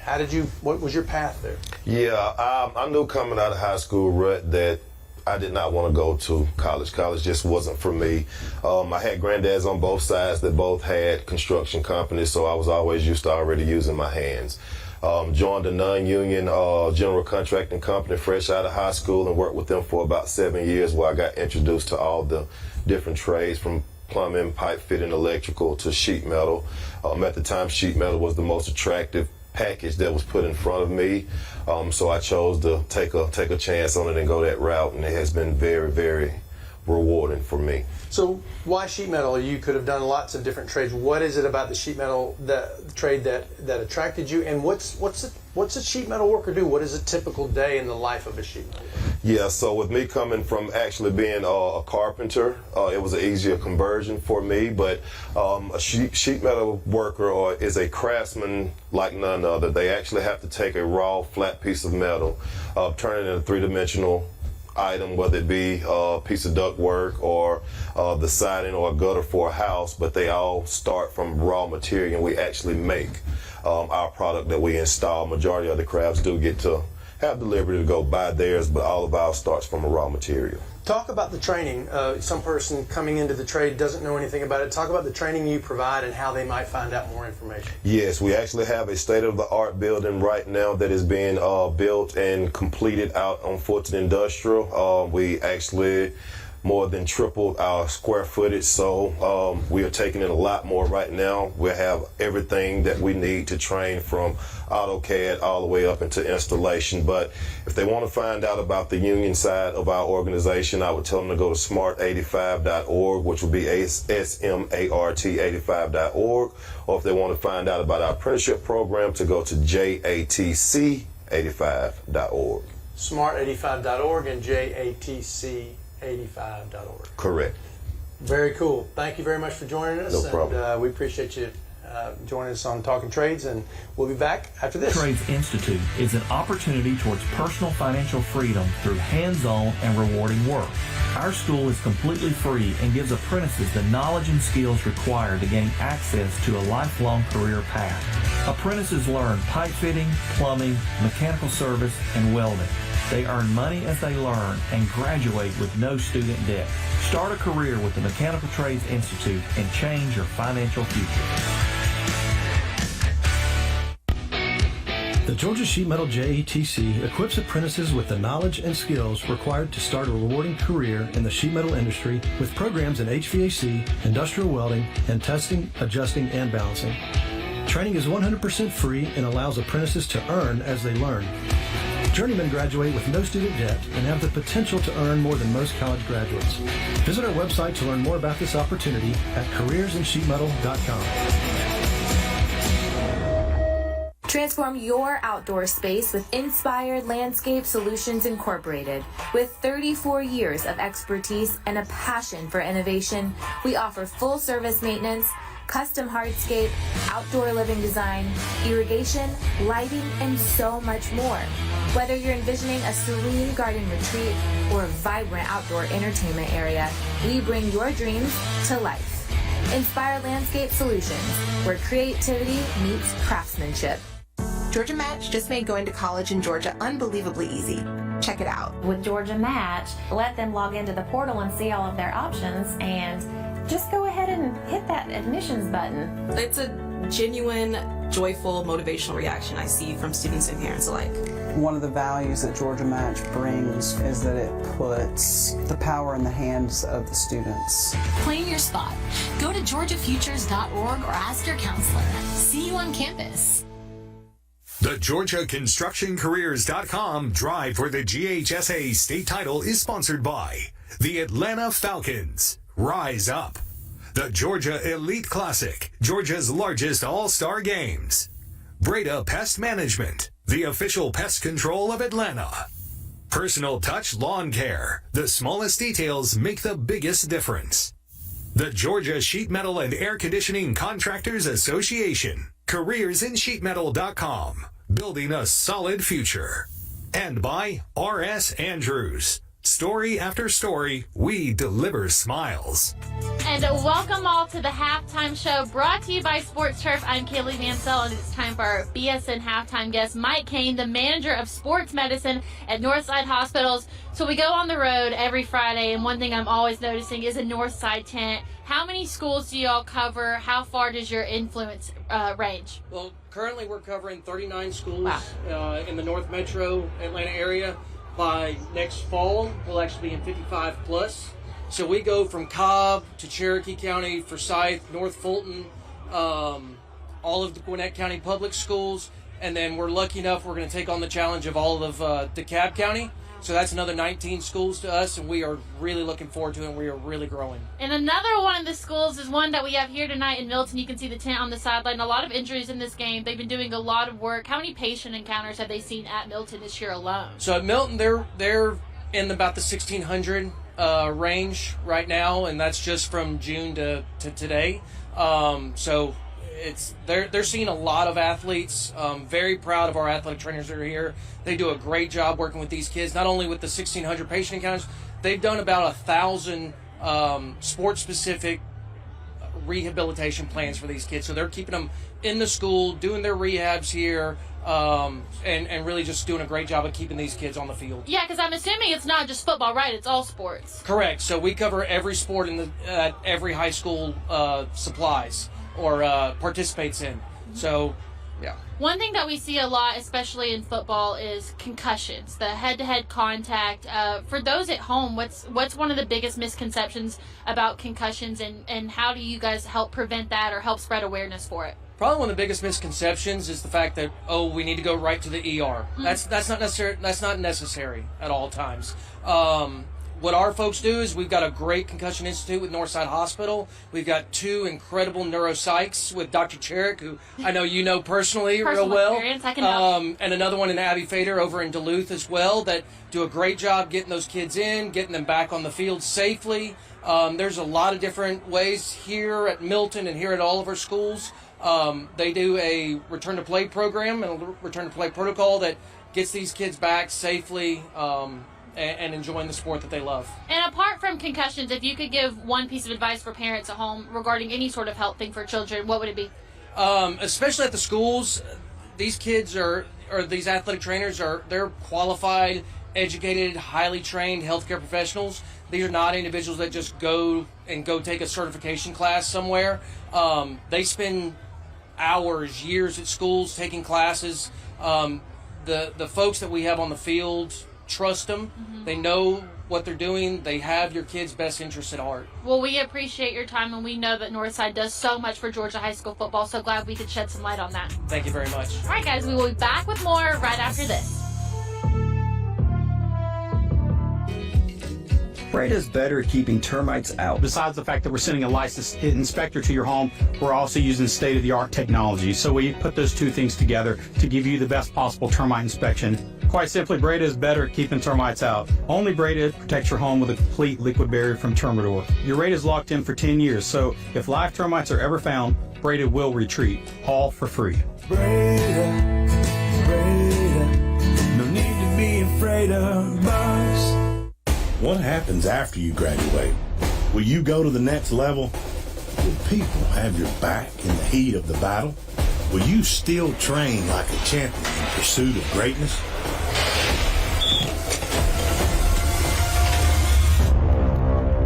You will when you become an IBEW electrician. Join our team. Visit IBEW613.org. We celebrate the athletes, the buzzer beaters, the record breakers, the wins.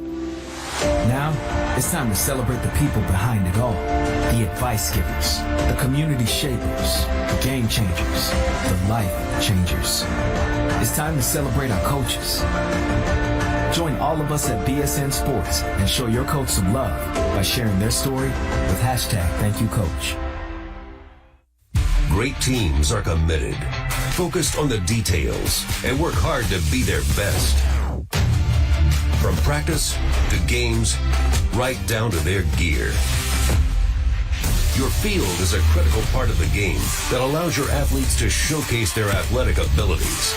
Sports Turf is committed to bringing your team innovative sports surfaces with unparalleled performance. You bring the vision. Our team brings it to life.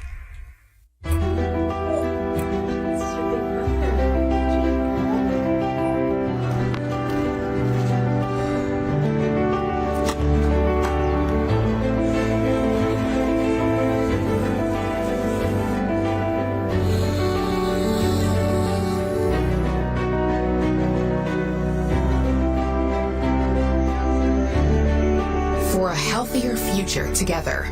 Look to Northside Hospital.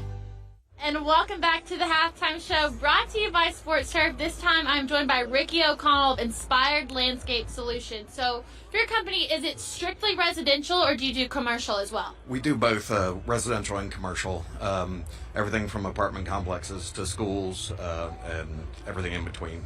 And what would you say separates Inspired Landscape Solutions from other landscaping companies? Really, I would say our attention to detail. If we're doing a project, we really engage the customer from beginning to end, really make them feel a part of the process so we can give them exactly what they're looking for. I'm assuming it's a lot of custom work. Yes, definitely a lot of custom work, stonework, hardscaping, pergolas, you name it, and we do it. I feel like I could browse y'all's website for hours just looking at the different things. What's your favorite project that you've ever worked on, or what was it that made it unique? So I actually have two. One residential. I really loved giving the whole oasis of where people had the extension of that they can use their yard year round. So we did pavilion, outdoor fireplace, outdoor kitchen. So they can really just enjoy the yard year round. And then on the commercial side, we just did a big install for St. Pius. They did a new athletics facility. So we did the whole install of irrigation, plants, and that was one of my favorites as well. Y'all been a long-time partner with us. Why is partnering with high school sports so important for your company? Well, really, for us, our biggest commercial customers are high schools. Mm-hmm. We do a lot of private schools in the area, so it just seemed like a natural fit with SCORE and all the work that they do with high schools. So it just seemed like a natural fit for us. So for those at home, whether it be residential or commercial that they might be seeking, where can they reach you at?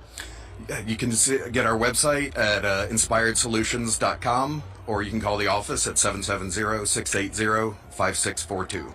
So guys, we still have a little bit more time before the second half starts. I encourage you, go look at their website, go look at some of the work they've done. It has definitely kept us entertained throughout this game. So guys, we will be back with more right after this.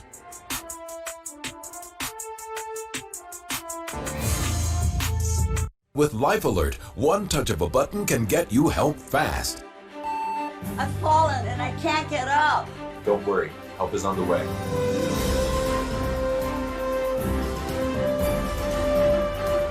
With any of Life Alert's 3 emergency systems, help can be summoned immediately, and batteries never need charging. I was having a stroke, and I was scared to death.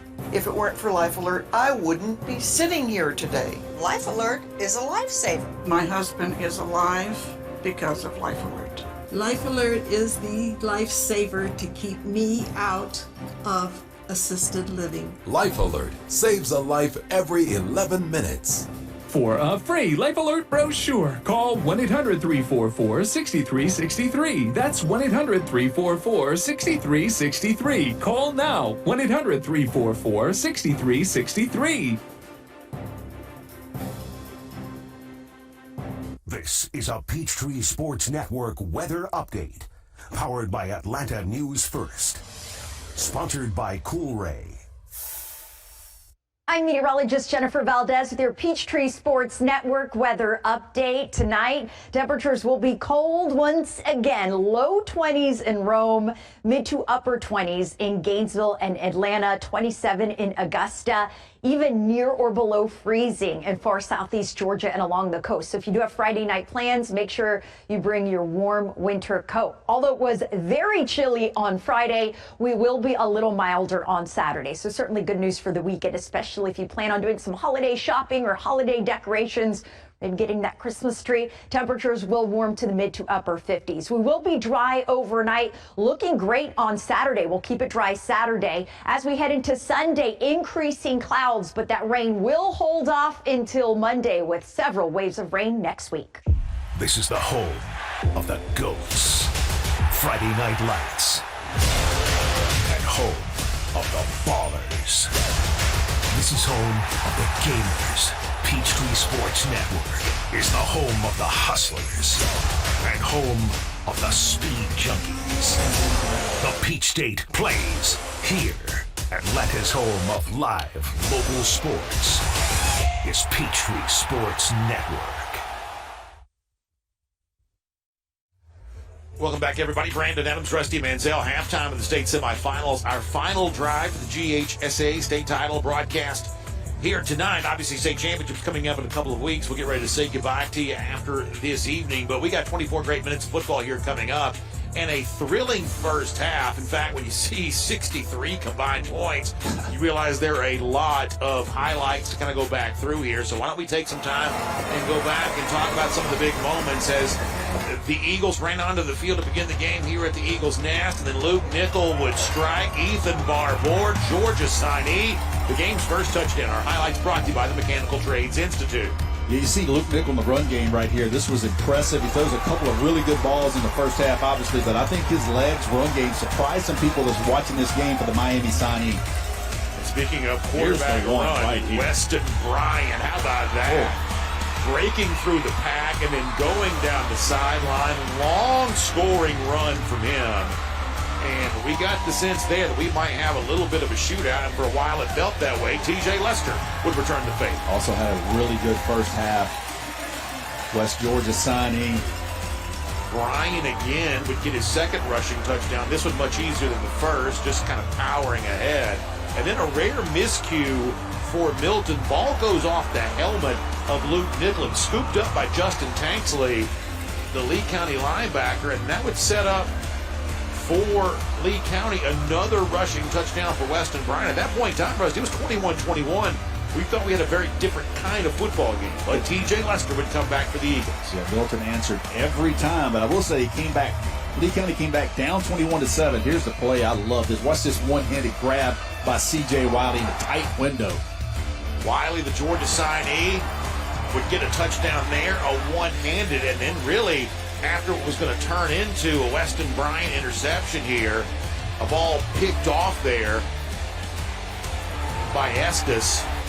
Lawson Estes. It set up Luke Nickel for a 65-yard throw. C.J. Wiley gets behind the defense. It was his second touchdown in the first half. What a great post-route ball by Luke Nickel and C.J. Wiley. Music to UGA fans' ears to see a wide receiver make an explosive play and get in behind the defense and finish it all for a touchdown. Yeah, so the Dog signees combined for 3 touchdowns, 21 of the 42 first-half points for Milton, and Milton, number 2 in the country, according to the Max Preps national rankings, has 24 minutes left to secure a spot in the state championship. But don't you know, Lee County is not going to go quietly. We expect the third and fourth quarters to be outstanding here. So let us take one more quick timeout, and then we'll come back and have second-half action in the state semifinals from the 5A classification here tonight on the Peachtree Sports Network. We're streaming with Atlanta News First. A journeyman with Local 85, when you turn out, you can be hitting 6 figures. Hey, I have your back, you have my back, we're going to do this together. We're one for all for one. College just wasn't for me. Let's look into actual career jobs that wouldn't take college, where I wouldn't, lose money and all that. Instead of losing a lot more money at the end, why not make money and make more money at the end?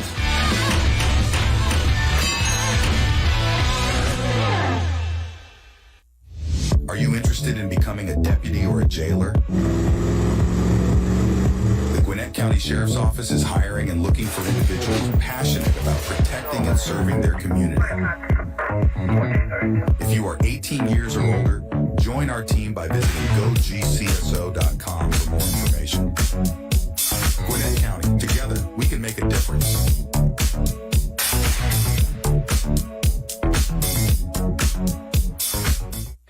Customer service is everything in our industry, and one thing our clients love is when they call Breda, they get a live representative. At Breda, you get the attention you need and deserve right when you call in. Your appointment gets scheduled right then and there, and you get a specific time, no window of arrival. Our staff are your neighbors. They know what's going on in your community, and they're invested in doing it better. Breda, no need to be afraid of us. What's so great about being a Kroger Boost member? Free delivery on the Kroger products you love, and more rewards too, like double fuel points on everything you buy. Experience a new level of membership, starting as low as $59 a year with Boost by Kroger Plus. Learn more at Kroger.com today.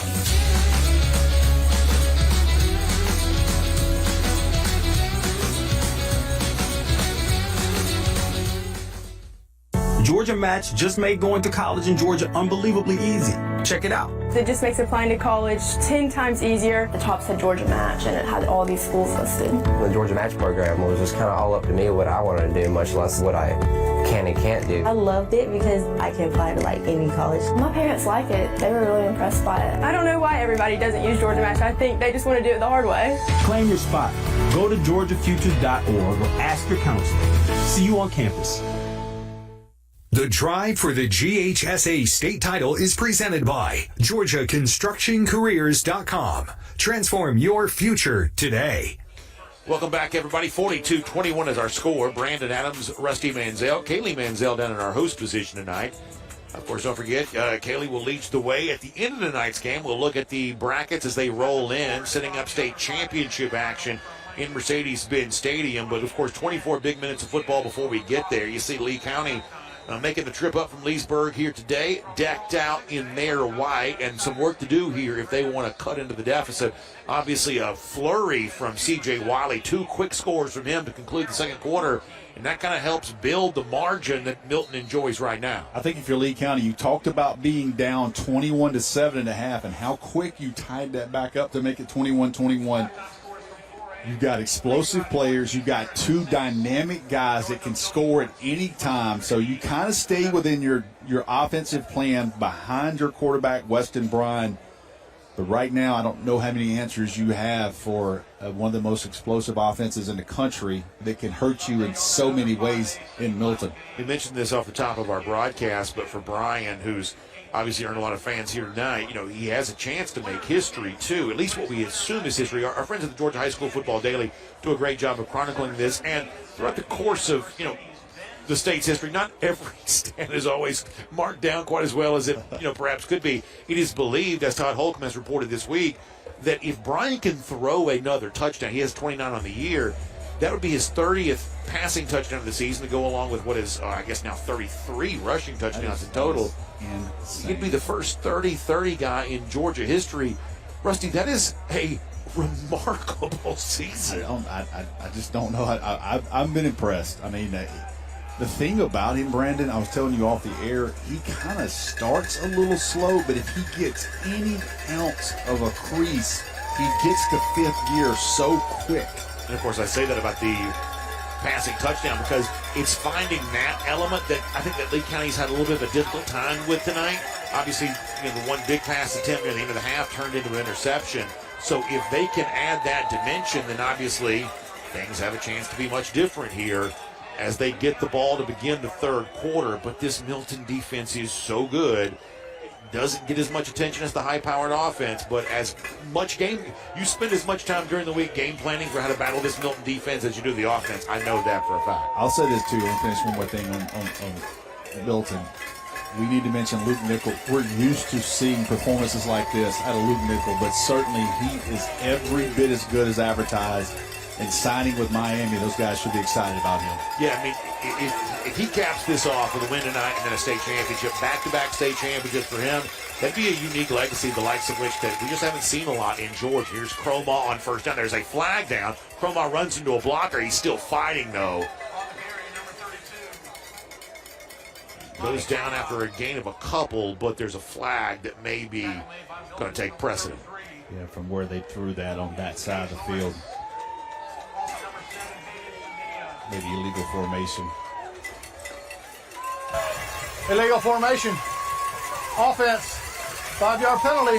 Replay. First down. You see those things, man, and you're in game 14. You kind of, it's just, they're still 16, 17-year-old kids. That's right.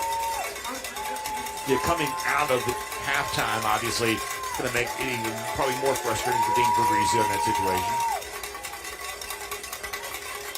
Jaden Upshaw, the sophomore, is going to be on the left side of the formation, bottom of your screen. Chroma's in the slot. Chroma's going to be the slot. So Dylan Lewis will have the coverage. That's the Tennessee signee on Upshaw. Chroma now going to come back over. He does that a lot. Kind of shows slot, comes back over, becomes a tailback. He's going to be a blocker for Bryan, and Bryan's going to fall down around the 16. So got only about 1 yard that time. Yeah, don't even hide that. Let's go quarterback power with Chroma as the lead blocker. They look to the sideline, see formation, change play. You see him looking here.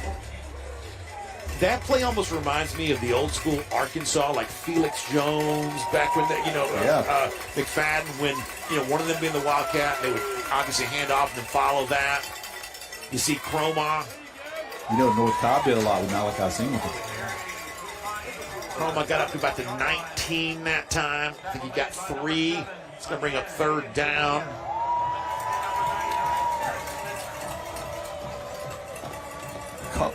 Couple of really good runs by Chroma, but they've kind of held him in check pretty much.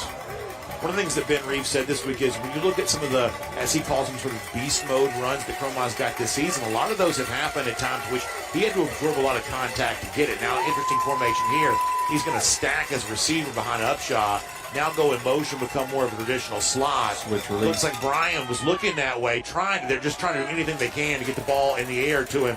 But Dylan Lewis, the Tennessee signee at cornerback, had the coverage, and they're going to have to punt. They're trying to get the passing game involved. It's just really hard to do against this really, really good Milton secondary. Second time they ran that play. He fell down in the first half on that play, too. They motioned him out, try to get a switch release, get him a little creation in space, and just unable to complete the pass. And Milton with a really good answer to start the second half, 3 and out. Yeah, Chroma's got 31 receptions on the season, 693 yards coming into tonight.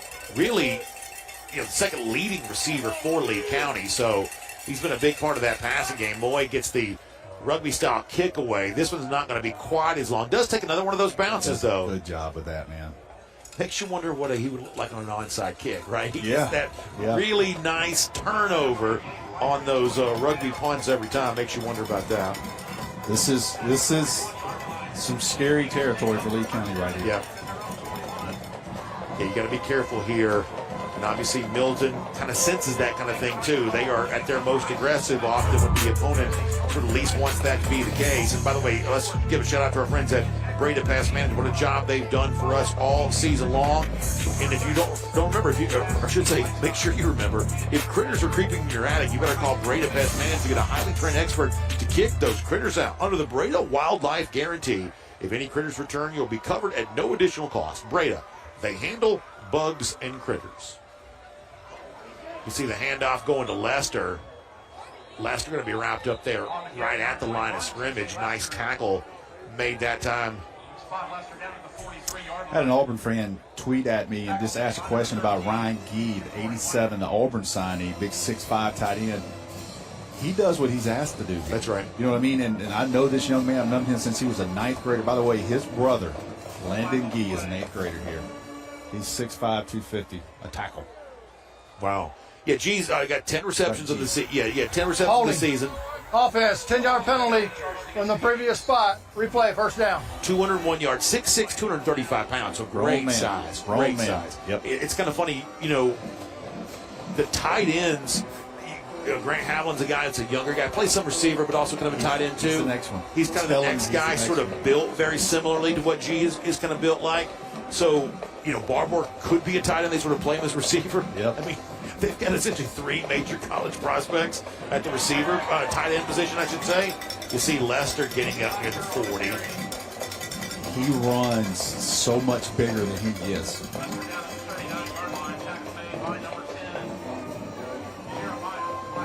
Nobody in America is happier about the early signing day than West Georgia. Oh, yeah. Yeah. You see his shirt there. He has a big tribute to his dad. Former Pittsburgh Steeler running back Tim Lester, who passed away during 2020. You see his back pad says, "Rest in peace, Dad."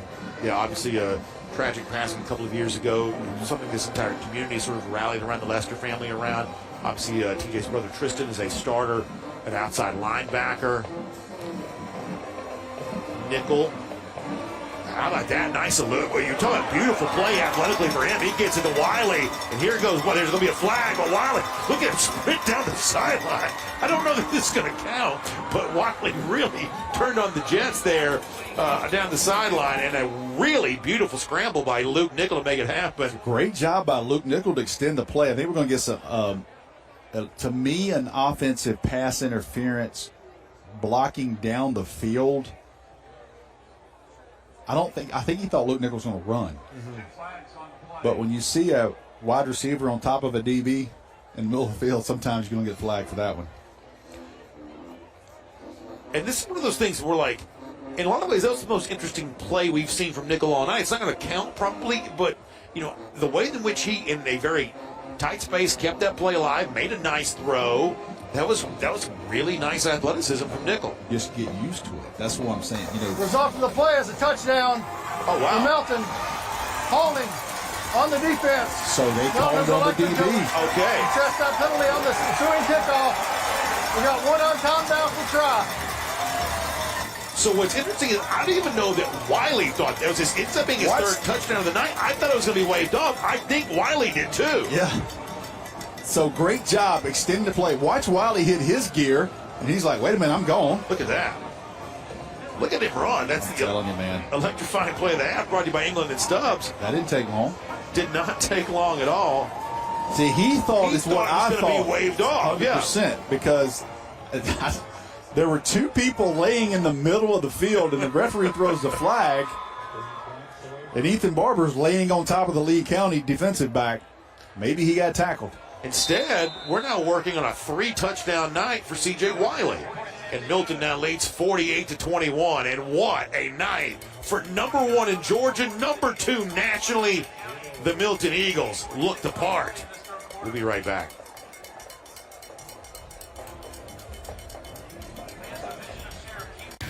Okay, going back to 1. This industry is my life.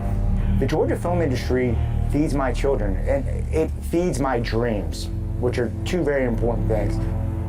The film community is a real vital ecosystem. You can make a living in it in an incredible town. Real jobs, real impact.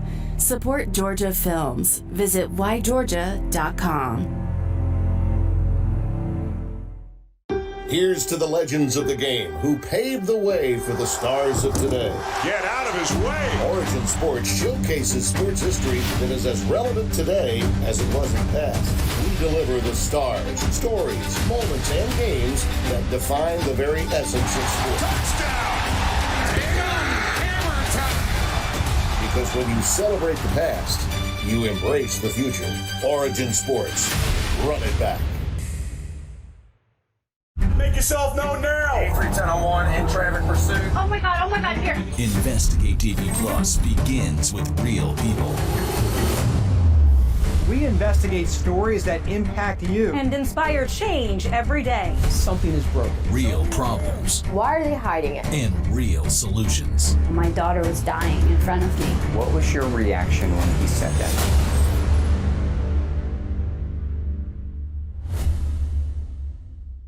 Washington Media Scholars Foundation, proudly celebrating over 15 years of empowering college students through scholarships, career opportunities, and industry connections. Compete for over $150,000 in scholarships and an all-expense-paid networking trip to Washington, D.C. Connect with top media companies, enhance your media skills, and advance your career. Visit mediascholars.org to learn more. Welcome back, everybody. 49-21. C.J. Wiley making a case for MVP honors if this keeps up. Just saw the unofficial stats for him. He's 4 catches for 156 yards. Is that good? Yeah. Sound like a Rusty Mansell night at recess. Alex Nover will try the kickoff here. Usmani Chroma will still, as he has been tonight, and this is kind of a different wrinkle than we normally see from Lee County, going to try to make something happen. He has extended as far as he can for a kickoff. He had one big kickoff return earlier. This one's going to be high and going to go over his head. That's a touchback by rule here in Georgia high school football, and that's going to bring Lee County back on offense. And they've had a wonderful night from Brian. They've had a couple of nice plays by Chroma. They have not been able to incorporate the passing attack into this. Yep. And on a night in which Milton has come with their scoring shoes on, you're going to have to find something through the air in order to be able to keep pace. They've had to score on some explosive plays, those types of things. By the way, let's give a shout out to our friends at WGCW in Albany. Checking in down there tonight. Obviously, probably unhappy with the score here right now, but nonetheless, we're happy to have you. The CBS affiliate down there joining our friends from Atlanta News First, Peachtree Sports Network. We appreciate all of you being a part of our drive for the GHSA state title here tonight. Brian gonna run again. He is good at this. Shifty, man. Finds a way to get 5 when it really seemed like for a while it was going to be nothing. The dancing bear right there. And I'll say this about Lee County. I think everybody would agree watching this. This is the best team in South Georgia this year. Any classification. I think so too. It's the best team in South Beat Colquitt County earlier this year. They did. Yeah.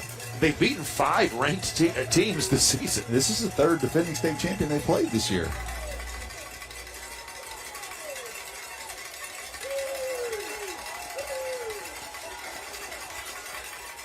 In motion goes the tight end. Brian again. This time's going to be wrapped up. Great tackle. Really nice job to step up there and make that tackle. Dylan Lewis. Sharp play by him, the Tennessee signee. Love this one-on-one. Get his legs, get him to the ground. Not easy. Gotta have physicality to play corner in the SEC. You gotta be able to run tackle, run support. It's not just about covering. And they ran right at him, challenged him.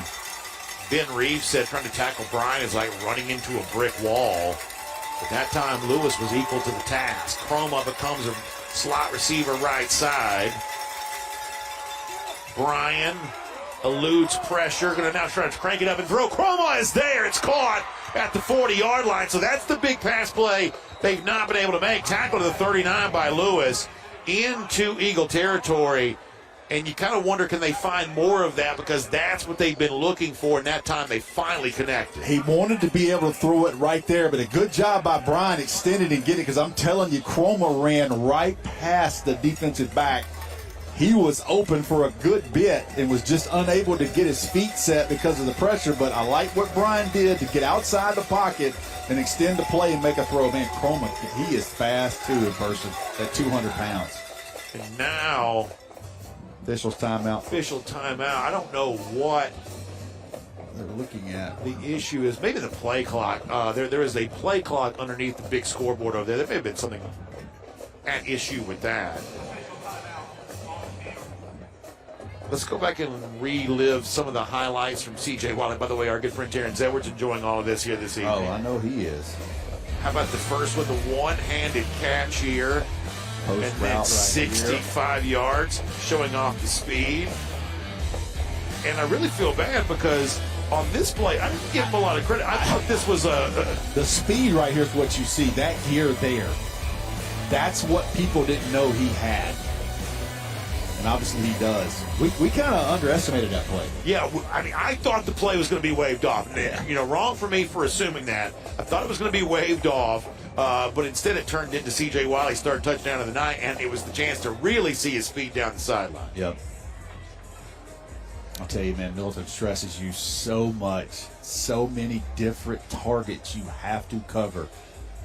And listen, it's been Ethan Barbour, stat-wise, much more than C.J. Wiley this year. Certainly the first half of the season. It's been C.J. Wiley. Yeah. You know what I mean? And yeah, Wiley has overtaken him as the leading receiver. They have so many playmakers. But when we saw Milton earlier in the year, I think they were content. They were sort of using they were using Barbour at what you kind of call the X position. Yeah. And they were sort of just making the easy throw over there. He was so much bigger and stronger than almost anybody else they were facing. You know, I would say as you're getting later in the season, to me it seems like this Milton offense is now becoming much more multifaceted because there's just really no need to hold back on anything now. Yep. But they still have weapons tonight they could have unleashed they really haven't done. You know, Tristan Payne's had a great year at wide receiver. We're talking about Ryan G., the Auburn committed, or should say signee at tight end. The scoreboard's completely out now. Okay, so they're going to stop it after this play. So Brian going to try to throw it again. He's got his... How about that play for the interception? What an unbelievable play there. Flags are down. To get the interception. There are going to be some flags coming in. But what a play defensively. That was Ty Redmond, the other Tennessee signee, the other quarterback who gets the pick. They were trying to get it to Upshaw again, and that's a couple times tonight. You're going to say, is it going to say ineligible receiver? and wave it off. An eligible man downfield. On the offense, the penalties declined.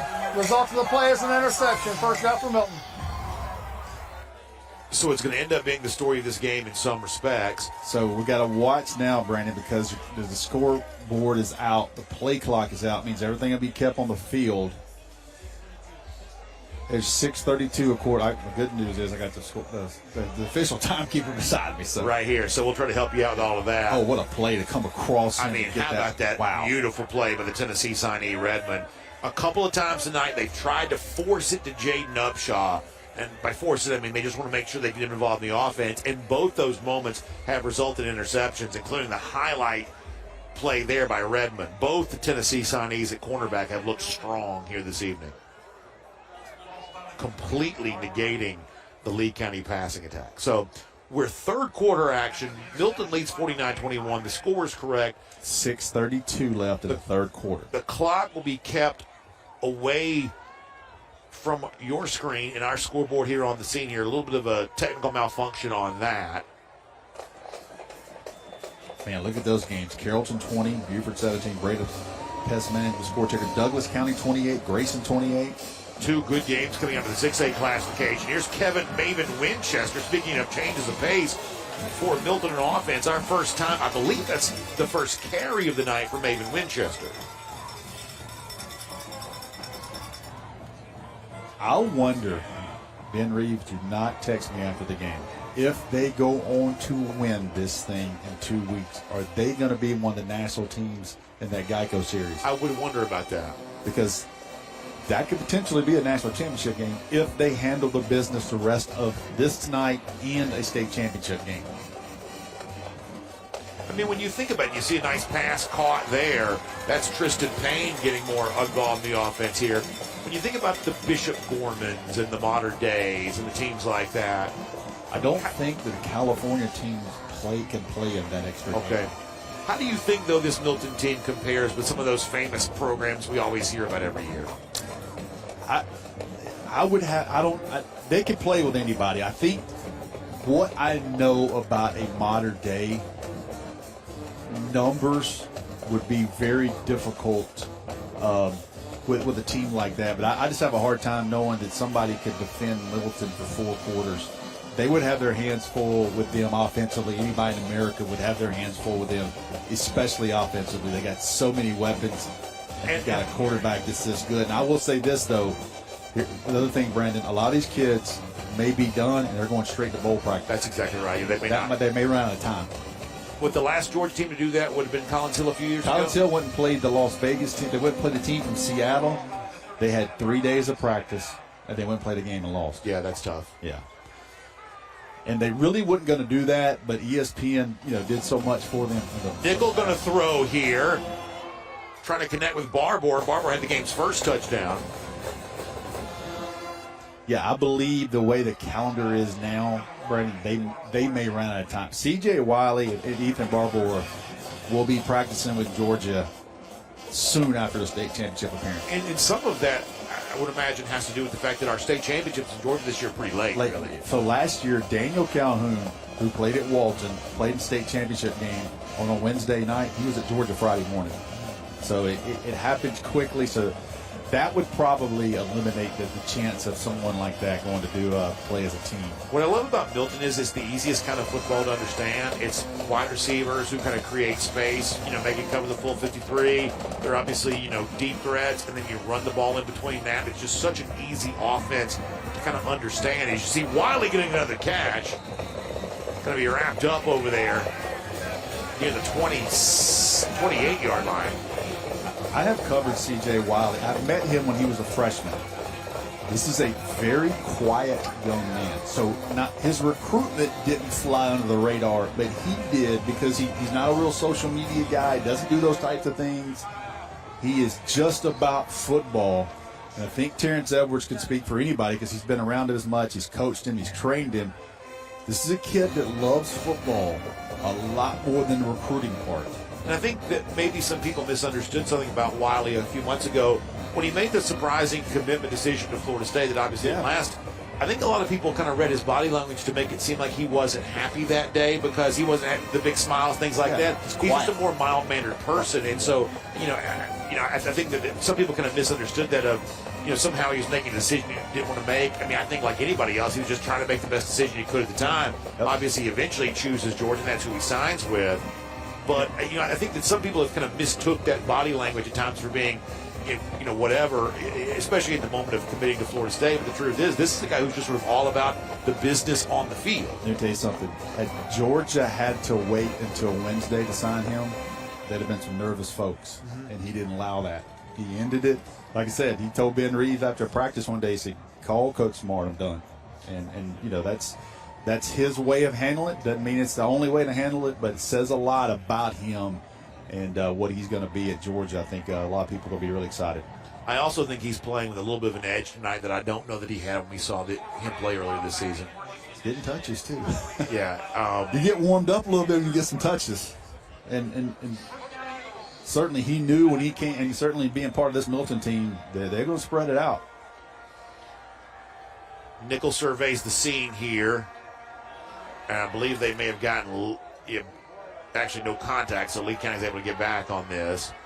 No deep safety right now for Lee County, as Rusty's pointed out to you a couple times.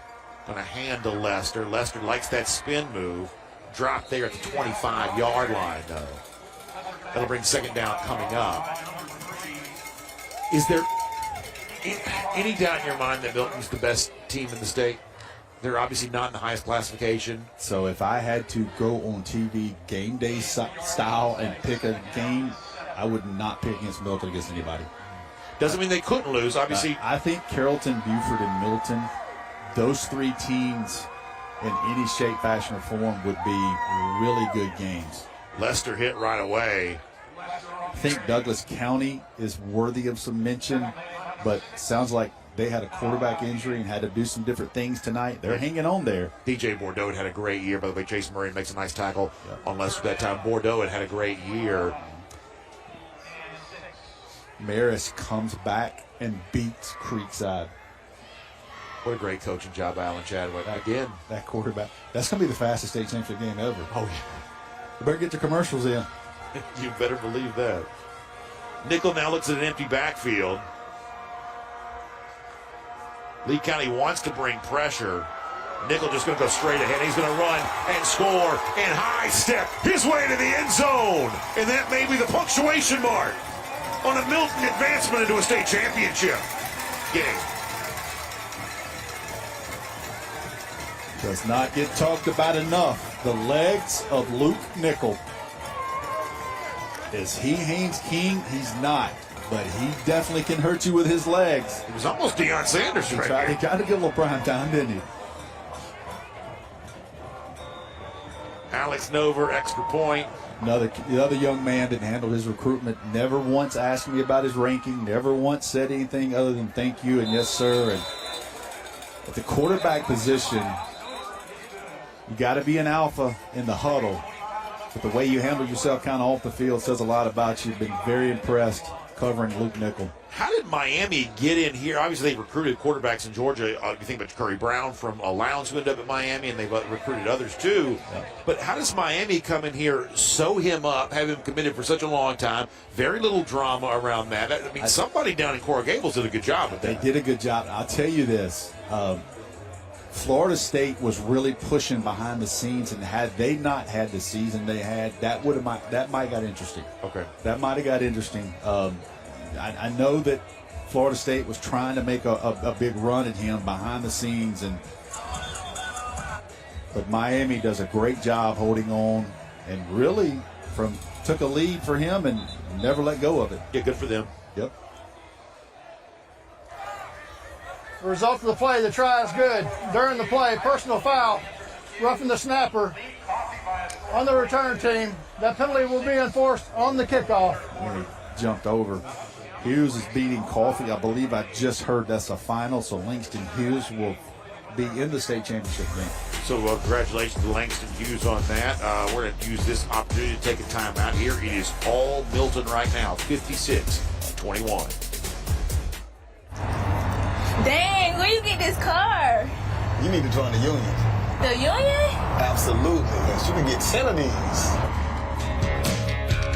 Union construction workers earn the highest wages with the best benefits and the most protection in the construction industry. Find your career in construction. Go to GeorgiaConstructionCareers.com and start your future today.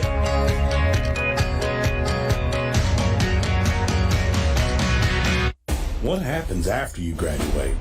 Will you go to the next level? Will people have your back in the heat of the battle? Will you still train like a champion in pursuit of greatness?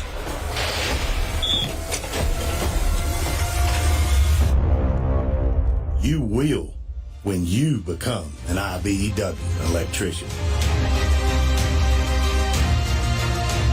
Join our team. Visit IBEW613.org. We celebrate the athletes, the buzzer beaters, the record breakers, the wins. Now, it's time to celebrate the people behind it all. The advice givers, the community shapers, the game changers, the life changers. It's time to celebrate our coaches. Join all of us at BSN Sports and show your coach some love by sharing their story with #ThankYouCoach. Great teams are committed, focused on the details, and work hard to be their best. From practice to games, right down to their gear. Your field is a critical part of the game that allows your athletes to showcase their abilities. Sports Turf is committed to bringing your team innovative sports surfaces with unparalleled performance. You bring the vision, our team brings it to life. Yikey wawa! Running out of hot water is one way your water heater cries out for help. Call R.S. Andrews. Get a water heater rejuvenation. Your water heater gets added life, you get more hot water. Another way R.S. Andrews makes you smile today. I've used R.S. Andrews 15 years. Purchased 2 heating and air systems, so I rely on their technicians for service. I call, they come, it's fixed. And I appreciate Andrews' commitment. He gives it his all. That's how R.S. Andrews makes me smile. The GeorgiaConstructionCareers.com drive for the GHSA state title is sponsored by Gordo's Fiesta Every Day, Northside Hospital, your source of strength, the Mechanical Trades Institute, the best kept secret everyone should know about, Dog Nation. Visit DogNation.com for the latest Georgia team news and recruiting information. Georgia Match. Claim your spot at a Georgia college today by visiting gafutures.org. And by Georgia High School Sports Daily, live at noon Monday through Friday on the Peachtree Sports Network and Atlanta News First app. All right, welcome back. 56-21 is our score. These Milton Eagles fans over the years have seen a lot of good football. Last year's state championship, 2018 won a state championship. I don't know that they've ever quite seen a team like this, though, here. On their way to another state championship game, perhaps, unless something really changes in a dramatic fashion over the course of the next 15 minutes and 25 seconds of game time.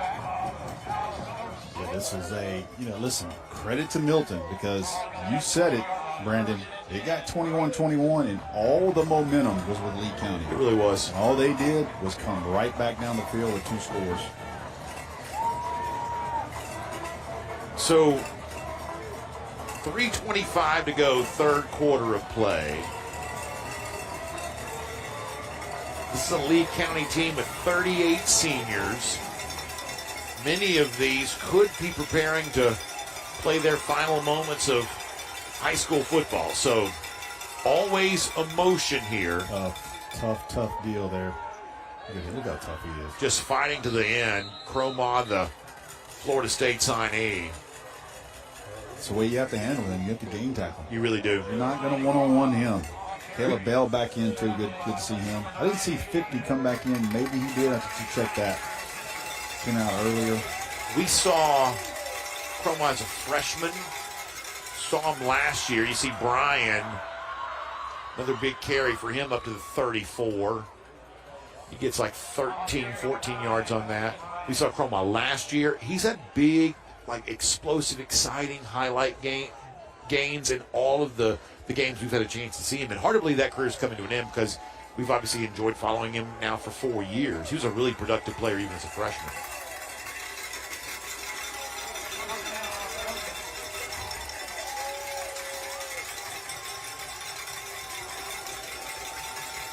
Bryan now.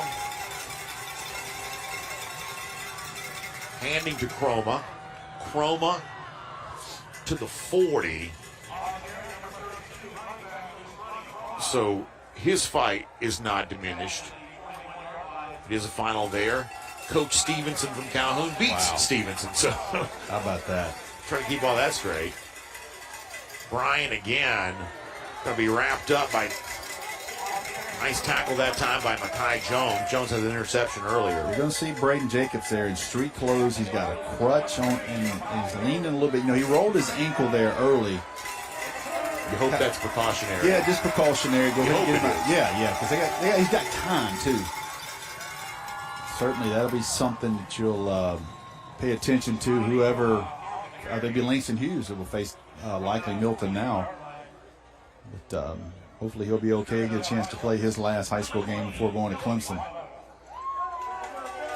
Of course, Jacobs has been a big part of this offensive line this year. We talked about this earlier. I think he's really found a home here. I think he's obviously played his best football this season. Yes, he played a lot. A lot of these guys played on a little U team growing up. His dad was a coach for the Giants. Okay. Yeah, they were the Giants. How about that? It's almost like that really is almost like a Tim Tebow, you know, the kind of jump pass. Yeah, jump pass, almost like your own personal play action type thing. Boy, had it too. I love this play. Look at this. Yeah, you're right. He had him there. Oh, I don't know if he lost it and tried to run under that. It was the first target of the night for Demarion Scott.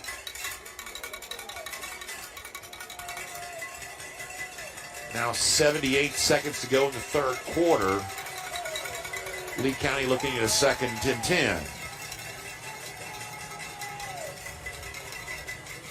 Of course, we played for you a little earlier.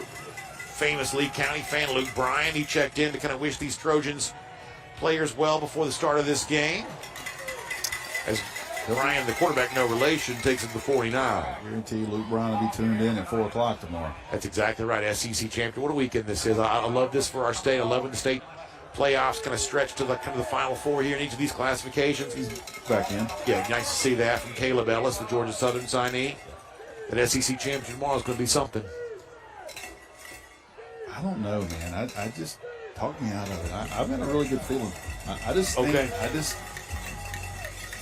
I think Texas playing in that game for the first time and understanding the kind of environment that is gives a little bit more advantage to Georgia than people actually think.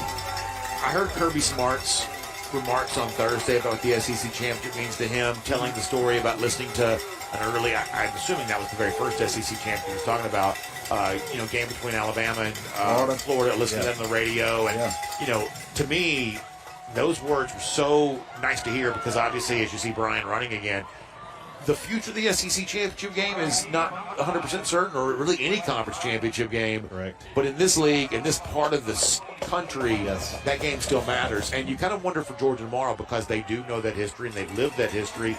Maybe there is a small edge to be had with that. I saw Urban Meyer today interviewed, and he said Time out. Playing in the SEC Milton. championship was tougher than playing in the national championship for him. Interesting. And he said that environment, that game was so much energy. And he said this is Texas' first experience. And of course, Meyer was there 2008, 2009, back-to-back years against Alabama, 2006 as well.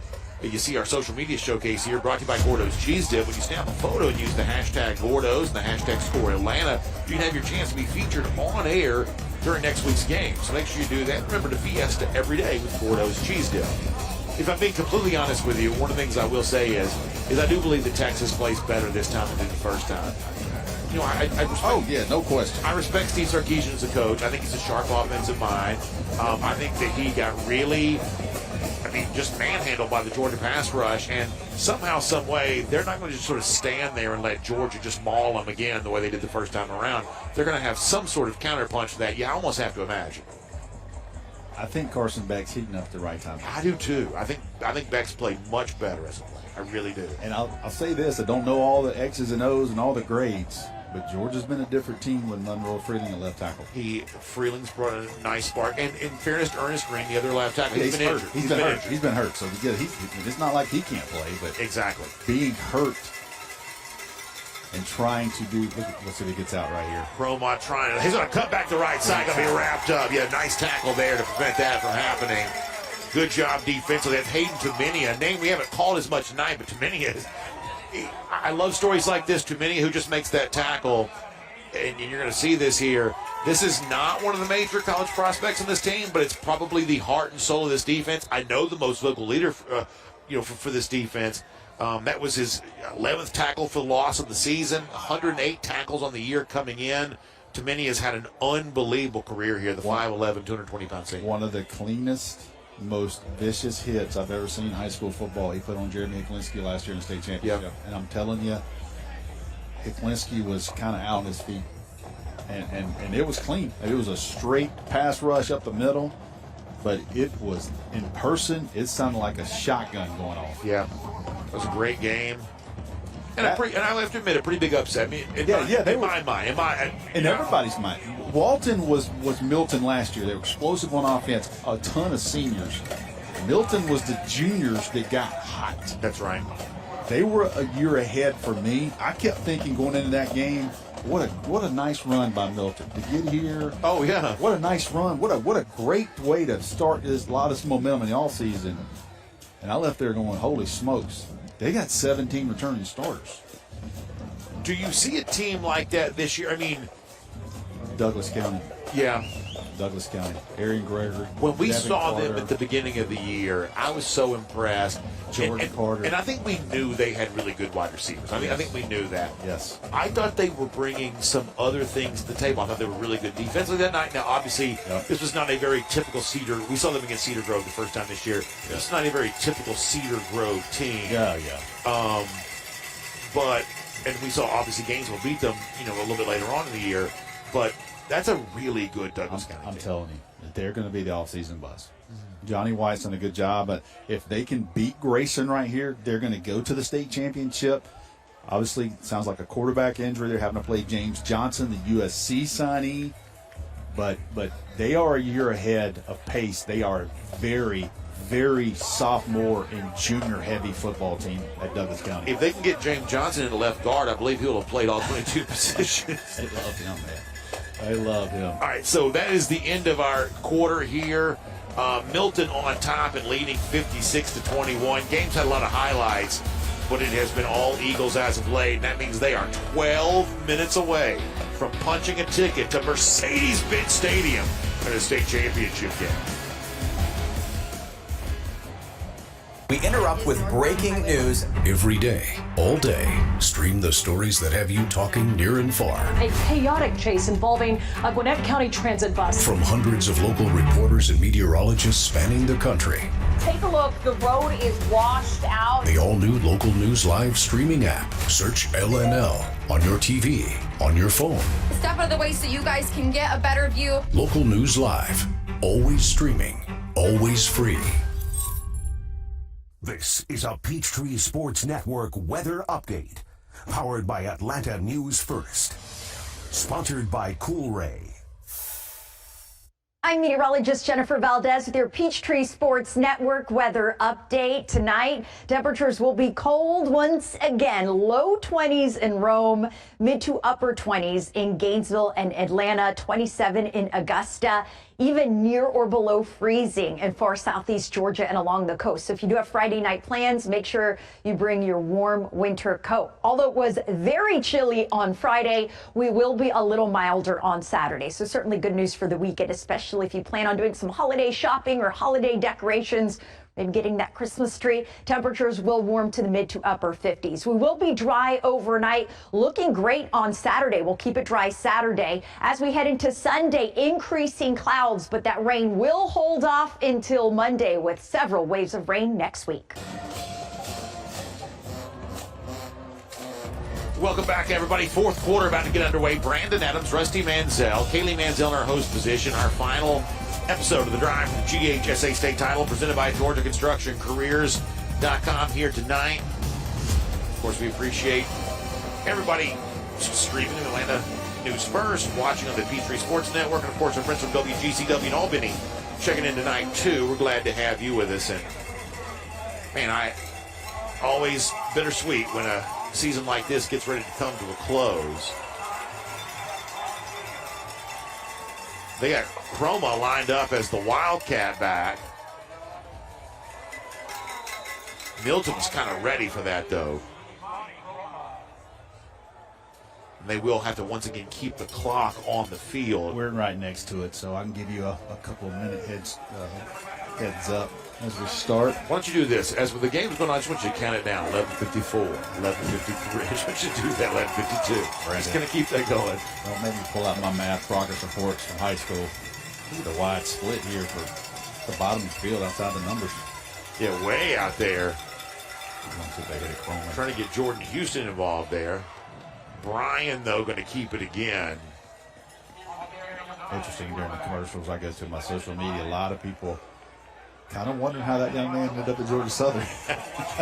You know what a lot of people are? They're happy he's not going to Georgia Tech. Well, playing that offense. And, you know, I don't mind telling you, and by the way, we are kind of still playing for history here. He's keeping it on the ground, and Brian's going to go! And he's going to score and get his fourth rushing touchdown of the night. So, what I was going to say is, and Brian hit the ground hard on that, may have gotten the wind knocked out of it. Remember, he's a passing touchdown away from a 30-30 season. Instead, he's going to end up with 4 rushing touchdowns tonight. He is, man. I'm impressed. Sign me up. Not going to win tonight, but what a performance. So our scoring recap brought to you by Braden Pest Management. You know, some of our friends in South Georgia would sometimes say that there's a little bit of a Metro Atlanta bias with some Georgia high school coverage. Obviously, the lack of attention from Brian might be a little bit of evidence for that. I would love to have him at a camp and run a 40 in front of me. You know why he didn't camp? Because he's busy playing sports. He's a 3-sport star. He's a baseball wrestler, catcher. A baseball, three-year starter in baseball. Yeah. Very impressive. Lee County, of course, had a good baseball program for a long time. They got a nice facility there. And it's a great story. You know, obviously, Knight's story's not going to end the way they want it to, doesn't appear to. But, you know, for Dean Fabrizio, who really comes there, you know, 2014 is kind of when they had their breakout moment. Back-to-back weeks, they beat Lowndes, they beat Camden, and that was sort of the arrival. And within a few years, they're winning back-to-back state championships. But don't forget, they lost that overtime game to Buford on that fumble. Yeah. Jake Pope. That's right. Ripped that ball as a junior. That was one of the best state championship games I've seen. So, great program, storied history, but maybe not quite there tonight, although Weston Bryant's making quite a name for himself. We'll be right back.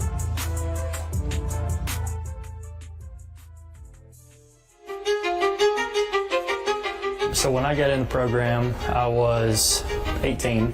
At the time, I think the most appealing thing was, you know, I could start out going to school and making money while I'm going to school. Not coming out in 4 or 5 years, you know, $30,000, $40,000 in debt. That was the biggest attraction to this. I got in 3 days after graduation and hadn't looked back. The Georgia Sheet Metal JHSA provides apprentices with free training and careers that are stable and essential to the operation of the modern world. Both craft jobs and management positions offer lucrative pay with benefits as well as the stability of a growing industry. Skilled journeymen in the sheet metal industry are essential to our community now and in the future. Learn more about free technical training with no student debt at our website, careersinsheetmetal.com. Transform your outdoor space with Inspired Landscape Solutions Incorporated. With 34 years of expertise and a passion for innovation, we offer full-service maintenance, custom hardscape, outdoor living design, irrigation, lighting, and so much more. Whether you're envisioning a serene garden retreat or a vibrant outdoor entertainment area, we bring your dreams to life. Inspired Landscape Solutions, where creativity meets craftsmanship. Sweetheart, please don't forget to wear your seatbelt. I got it, Mom. It's a really nice day, living in the right space. Breathing your breath, got me feeling so good away.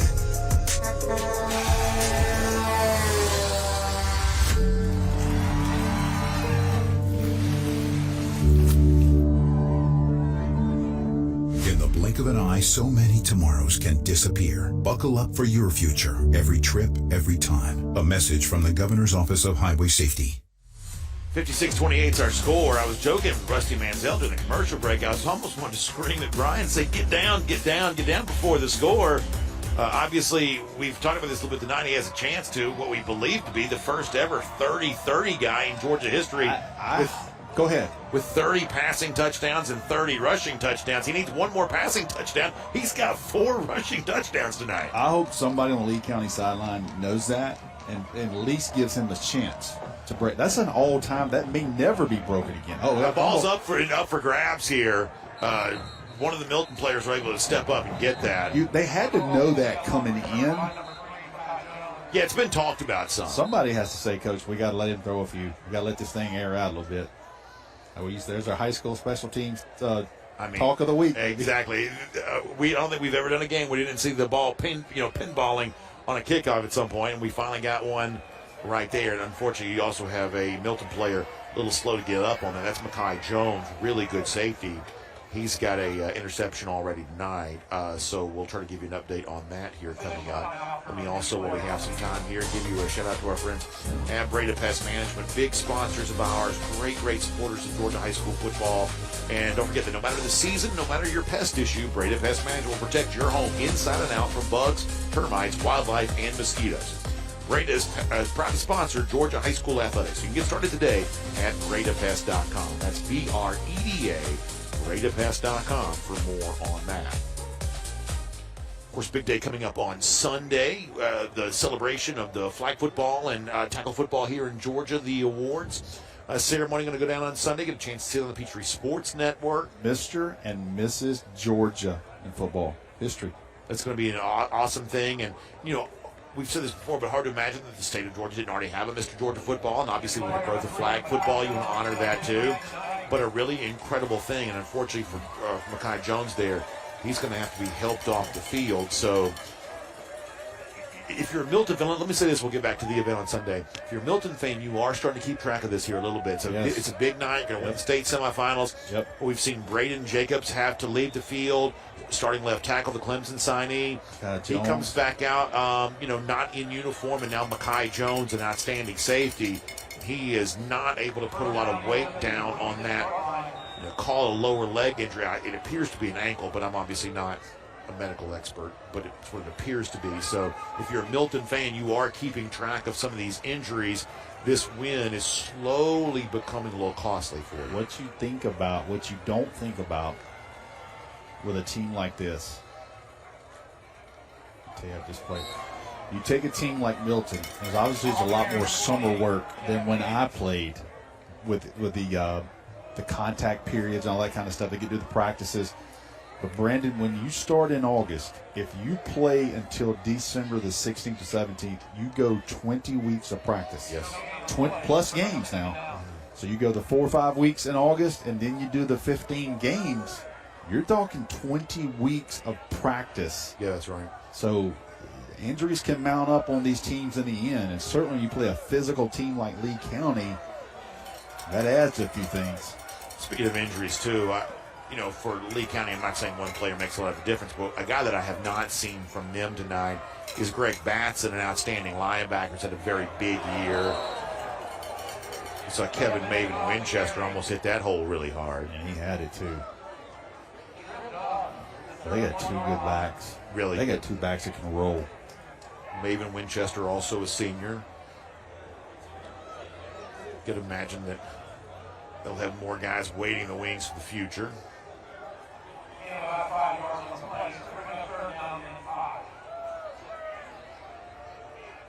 Leading here 56-28. Clock being kept on the field right now. We are in the fourth quarter, though. Let's estimate about 2/3 of the way through the fourth quarter here right now. Lee County showing pressure on Nickel. He's going to avoid what could have been a really big hit. Flag comes in. Tristan Payne was the intended target. I didn't see what the flag was for. That's pass interference or holding. Referee signaled against the back judge. Pass interference. Defense. 15-yard penalty from the previous spot results in first down. I lied, Brandon. They're keeping me on the field, so I had no idea what the time is. That's right. I thought I had it. Yeah, we're going to estimate. Yes, there is. Probably around there, around 8-9 minutes to go is what we're going to kind of estimate here. Obviously, if the score was a little closer, we would be more precise. But it's been a wild year, man. We've had some power off. We've had some storms. We've had some scoreboards out. We've been through everything you can go through. I remember sitting with you there at Barron Stadium in Rome for the Dave Hunter Classic for forever waiting for the chance to play that game, and it would not stop. That storm would not leave. It would not stop lightning. And see, I'm really bad, and I shouldn't admit this. You see Maven and Winchester, the pile just moving with him. I'm really bad if I'm on the golf course, something like that, about kind of pretending I don't see the lightning or something along those lines. That's a heat lightning. That's heat lightning. That's exactly right. We couldn't get anybody to buy that story. No, we kept telling everybody it's just heat lightning. They're like, no one was buying that. It's amazing that worked when I was in high school. Yeah, a lot of things worked when we were in high school. Unfortunately, don't fly as much anymore. But head coach Lynn Honeycutt, guys, don't worry about that. It's just heat lightning. So we lost that game that night for the Corky Kell Dave Hunter Classic. It was supposed to be kind of a Friday doubleheader. Ended up for obviously in a more serious situation. Rome involved a bus accident. Started their season much slower. Ooh. They didn't play that night, and obviously all kinds of things after that, which everybody is aware of. What a bizarre year. Probably the strangest year I've been around when it comes to this big hit on Maven Winchester. He took a big shot. I mean, for a game that's, from a score standpoint, seemingly well decided, Nobody's quit. He's just as brutal as it ever was. Watch him get off the block. Ooh. This is my annual increased soccer sign-up. That's right. I believe that was Jace Murray who made that hit. Murray's had a really incredible year. 72 tackles, 26 tackles for loss. Got 7 minutes. Thank you. The tackle for loss numbers for this, the stats defensively for Lee County are almost define description. 157 tackles for loss coming tonight. They had 48 sacks. They had 16 total interceptions. This is all coming into tonight. So this is a dynamic defense, and yet Milton they've just got so many weapons. Nichols still looking to throw, going to go for it all, and it's incomplete. Good coverage over there. Lasiah Jackson, really good 4-star junior cornerback, was able to break up that pass attempt for Jordan Carasquillo. Just a little bit underthrown.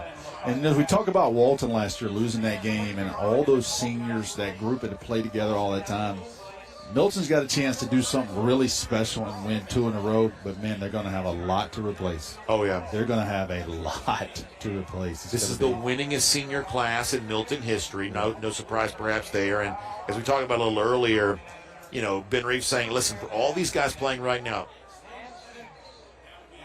they've got a responsibility to kind of, play for all the guys who came through this program before. They kind of lay the foundation for what this has now become. And as we've said, they're ranked number 2 nationally. Some programs might look at that as a distraction to avoid, but they've embraced that here. Ben Reeves saying that, we talk about the national picture because it's real and you got to go for it. He says, to be honest, we want to be as dominant as possible as a way of making sure we kind of hold on to that national ranking. Well, tonight, they've certainly achieved at that. And by the way, speaking of the national picture, we also have that too when it comes to college football tomorrow. Georgia and Texas in the SEC championship with playoff positioning on the line. And of course, prior to that, the Dr. Pepper SEC football fanfare. It's free for fans tomorrow from 8 until 4 p.m. You got Dan and Shay, the country music superstars, performing in the T-Mobile concert stage there starting at noon. So big tomorrow, the Dr. Pepper SEC fanfare from the Georgia World Congress Center prior to the SEC championship in downtown Atlanta. Rusty and I both planning to be on hand for that. All right, so Lee County's going to get its chance here. Ball going to roll out. Oh, tough look break for Lee County. Going to roll out of bounds. I think right there around the 1-yard line. So it's 90. It's going to be like 99 yards to go here. Let's watch this go out of bounds here. Beautiful punt. Oh, wow. Beautiful. You can't do it any better than that. So it's going to be 99 yards here to go. Outcome for the most part is determined, but as we've been saying, for Weston Bryan, the quarterback for Lee County a chance to get his 30th touchdown pass of the year, which would give him kind of what we believe is the only 30-30 club quarterback I hope he gets in Georgia football history, passing and rushing. He's had 4 rushing touchdowns tonight. All 4 of the Lee County scores have been accounted for by him. Love to see him get this record. Young man deserves it. Got a final. Carrollton has defeated Buford. Brooks County comes back to beat Manchester. They'll play for a state championship. It's going to be a handoff up the middle on first down. That's not Chroma. Actually, yes, it is. Excuse me. We're gonna have all the bracket updates, all the finals as soon as the game's over. You're starting to see the finals roll in. We're gonna have a rematch, Brandon, of a game that we did. Prince Avenue is gonna play Hebrew Christian for the state championship. It's gonna be a fun game. That's gonna be Andrew Beard that game. What a great running back. That was his coming out party. Really was. We've seen some good running backs this year. Beard was a very good one. Yep. Prince Avenue. Do we know how much Julian Lewis played tonight for Carrollton? He played. So he played. I don't know all the how healthy he was, but I was told he played the whole game tonight. What a statement game, because a lot of people thought Buford was the best team in that classification. I mean, I have to admit, I sort of thought Buford was going to win tonight. If I had been making some picks, I believe Buford would have been my pick. And I don't mean that disrespect Joey King. We obviously know how good they are. I sort of thought Buford might win. We should also mention, too, tonight the final game ever at Tom Wright Stadium. When I tell you what Buford's about to open, holy smokes, that stadium next year. 3rd and 5 now. Got to be under 6 minutes to go in the game. Clock being kept on the field. Bryan going to run left. Milton giving chase on him. That's going to be short. Going to bring up 4th down. So the attempt for the 30th touchdown pass of the season for Bryan, not going to happen, at least on this drive, you would presume. 4 minutes to go. They're going to go for it here. All right, so they are going to go for it. 4 minutes to go. Bryan will keep it. Lowers his shoulder. Tough kid, man. Tough. And I believe he's got it. He does.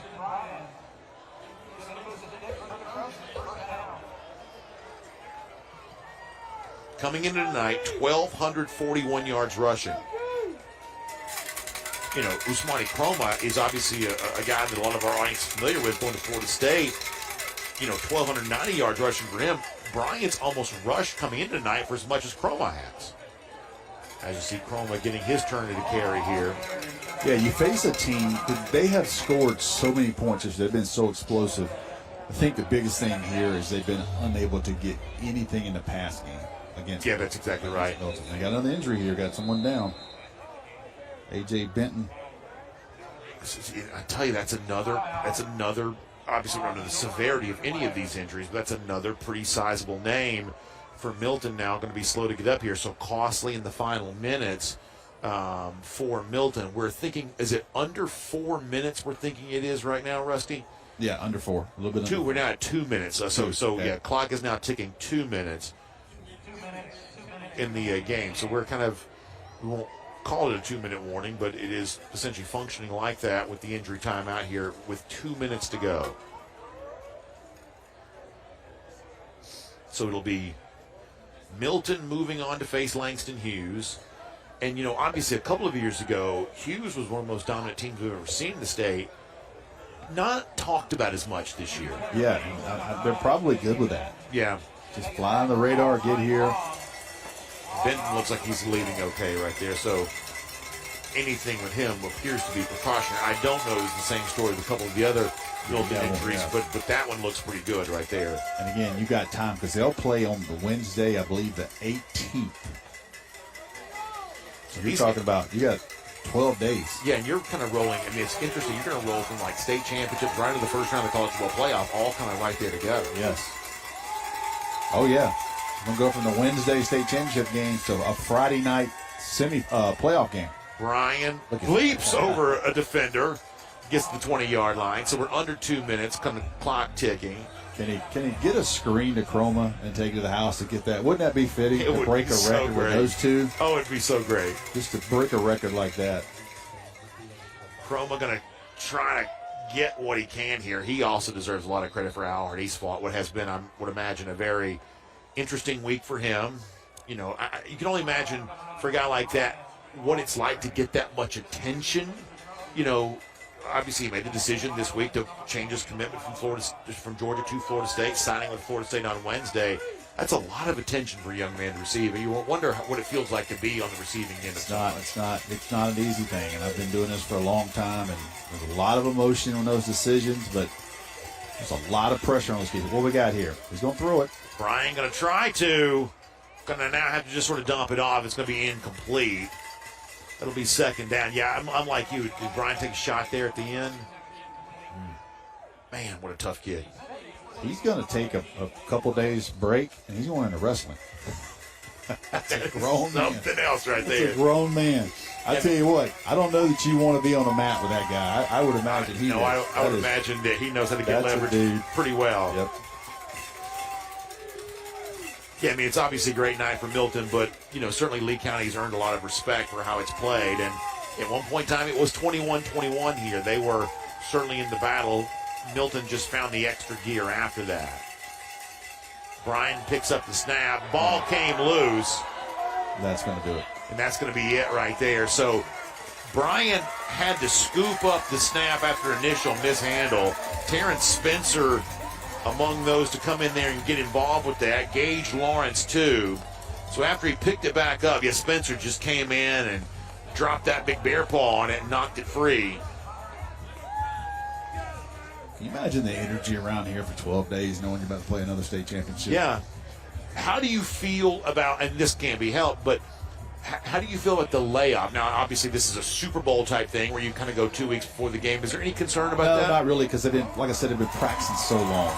You know, it's probably both teams really feel that's going to do it, I believe. Both teams really feel like the bye, so you can rest, get through some injuries, kind of regroup your team a little bit. That'll be the final play. What a night it is for the Milton Eagles. And what a year it has been certainly for me on this drive to the GHSA state title presented by GeorgiaConstructionCareers.com. We, of course, have plenty of post-game stuff coming up. We'll celebrate our players of the game.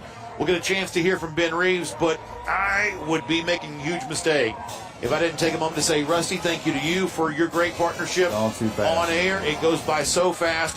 And for everybody that works so hard behind the scenes, you don't see the folks climbing up on top of the... Yes, getting here hours early. Hours early on the press box when it's very hot in the summer, very, very, very cold here in the winter.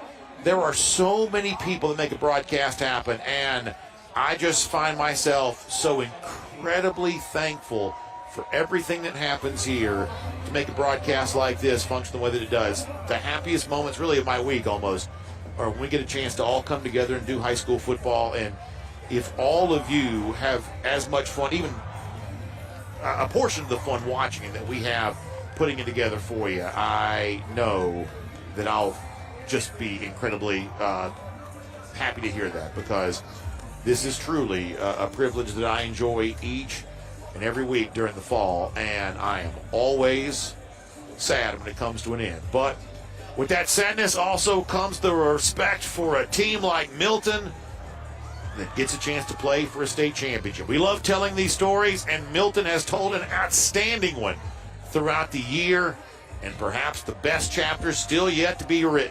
C.J. Wiley, Ben Reeves, they're going to be standing by with Kaylee Manziel here coming up in just a minute as Milton punches its ticket to the 5A state championship game, potentially capping off what could really be a historic season here in the state of Georgia if they can finish it off. What a night it is tonight. Kaylee Manziel standing by with a couple of the heroes. Kaylee, take it away. All right, and welcome to the post-game show. It's time for our winning coaches interview presented to you by the Gwinnett County Sheriff's Office. Coach, you've already won a state championship with this group. Now they're getting a little bit older. A lot of them are going to leave. Have you had a minute to soak that in, that this is your final weeks with them? Not yet, and I don't want to. I want this to last as long as possible. I love this group. I'm proud of them, and I'm going to enjoy every second I get with them. I know that you're going to enjoy tonight's win, and you should, but also you got another big game coming up in 2 weeks. What are you going to work on in the time being? First, that was a slugfest right there. So just getting healthy, resting, and then just watching some film and seeing. I don't even know who we play. I didn't hear any scores, so we'll look at that opponent and see what we can do to hopefully finish this thing off the right way. I think you're going to play Langston Hughes. Somebody might have to fact check me on that, but in case you didn't know, now you know. All right. All right, and now I'm here with our Robbie Hunter MVP presented by GeorgiaConstructionCareers.com. It's CJ Wiley.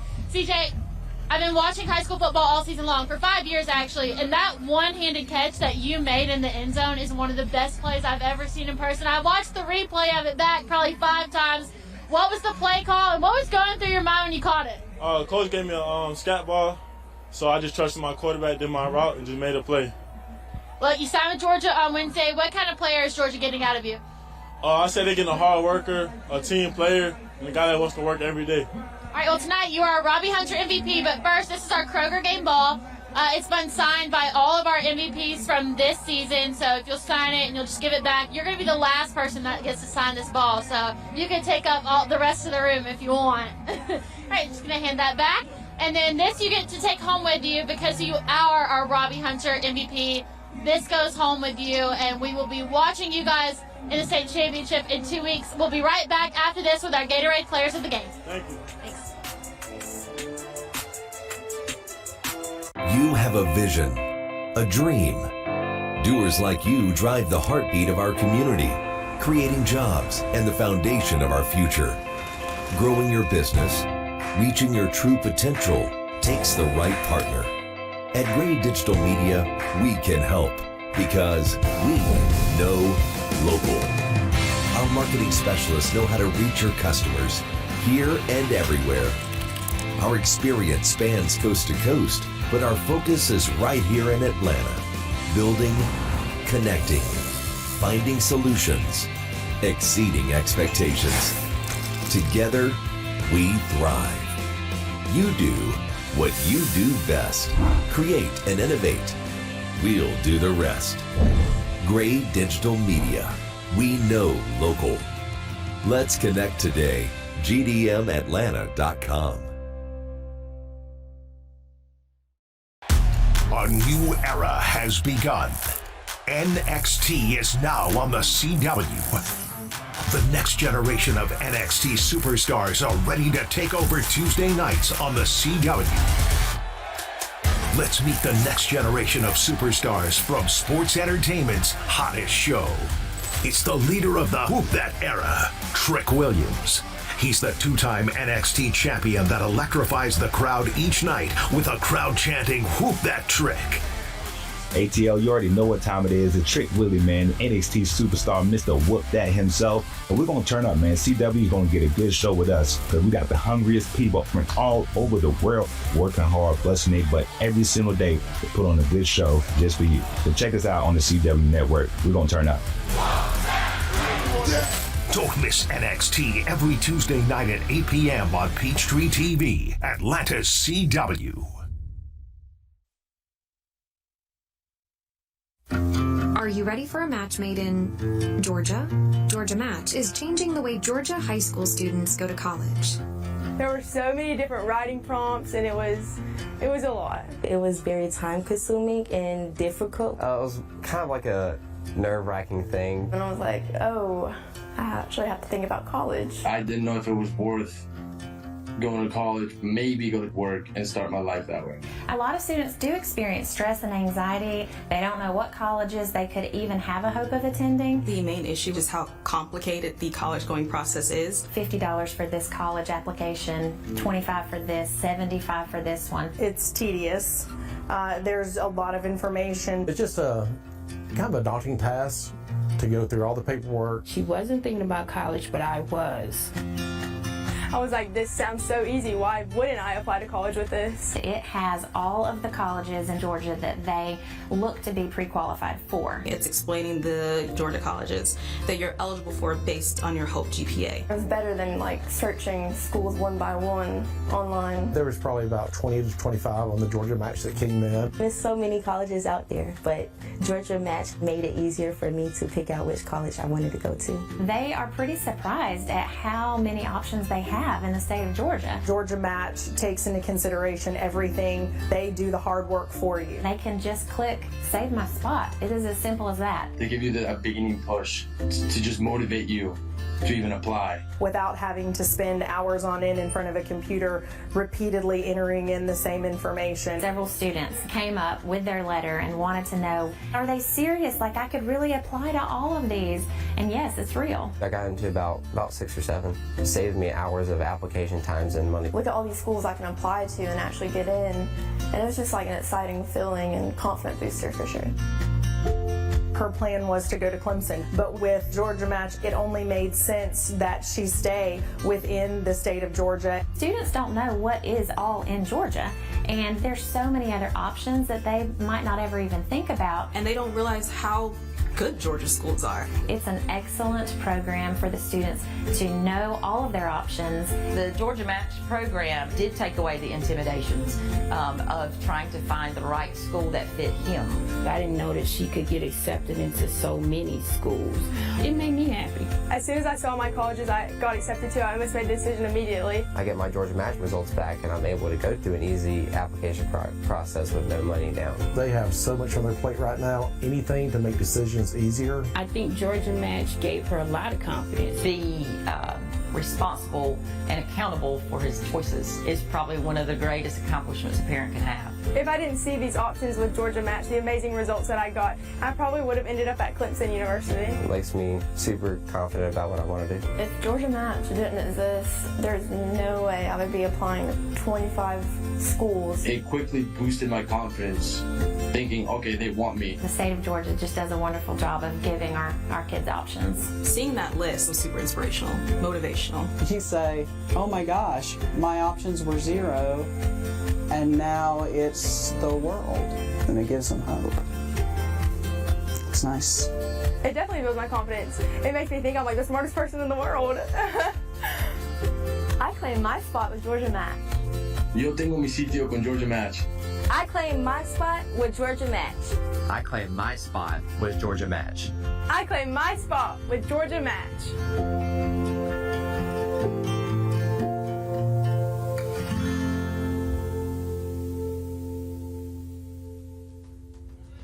And welcome back to the Tailgate Show, brought to you by GeorgiaConstructionCareers.com. I'm Kaylee Mansell with our Gatorade players of the game, our offensive player of the game, Luke Nickel, and our defensive player of the game, Ty Redmond.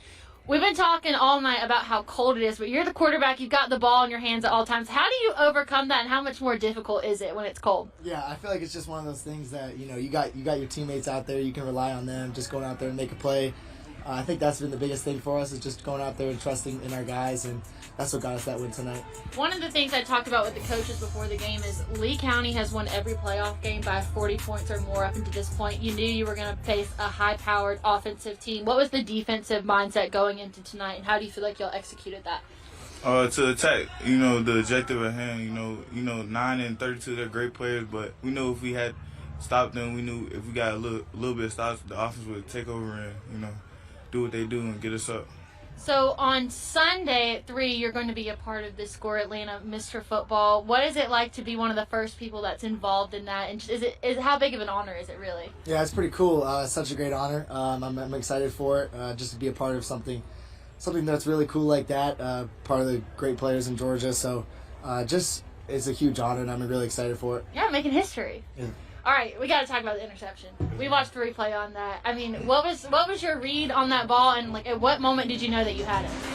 I seen the quarterback pull it, but then I seen the slot receiver kept going, so I just read it, the QB's eyes, and made a play on the ball to give my offense the opportunity to go score. Yeah, you made that look way too easy. Guys, y'all played an incredible game tonight. We thought it was going to be a lot closer than it was, but it just goes to show how good of a football team y'all are. We'll be watching you guys in the state championship and wish you the best of luck. Thank you. All right, guys, we'll be back right after this. We'll go over all the state championship games for the next 2 weeks.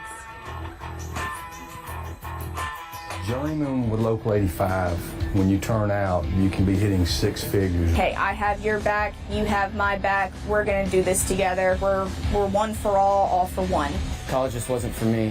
Let's look into actual career jobs that wouldn't take college, where I wouldn't, lose money and all that. Instead of losing a lot more money at the end, why not make money and make more money at the end?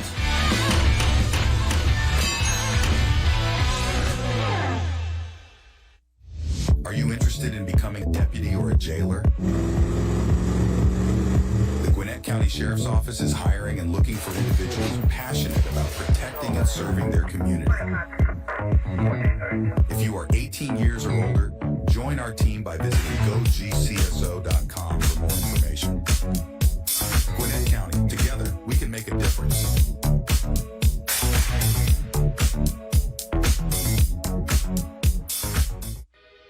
At Brader, we made the decision 20 years ago to invest in infrared cameras. The infrared gives us a unique advantage because we can pinpoint that termite damage. We then use our microwave technology, which allows us to localize our treatment so we can get rid of those termites quicker before that damage becomes extensive. And that saves you a lot of money as a homeowner. Brader, no need to be afraid of bugs.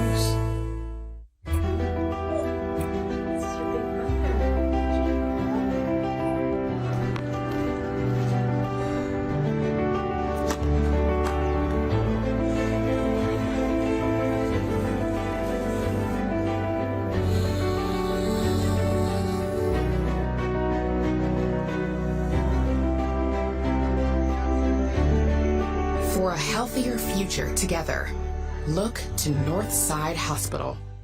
Sweetheart, please don't forget to wear your seatbelt. I got it, Mom. It's a really nice day, living in the right space. Breathing your grace, got me feeling some kind of way.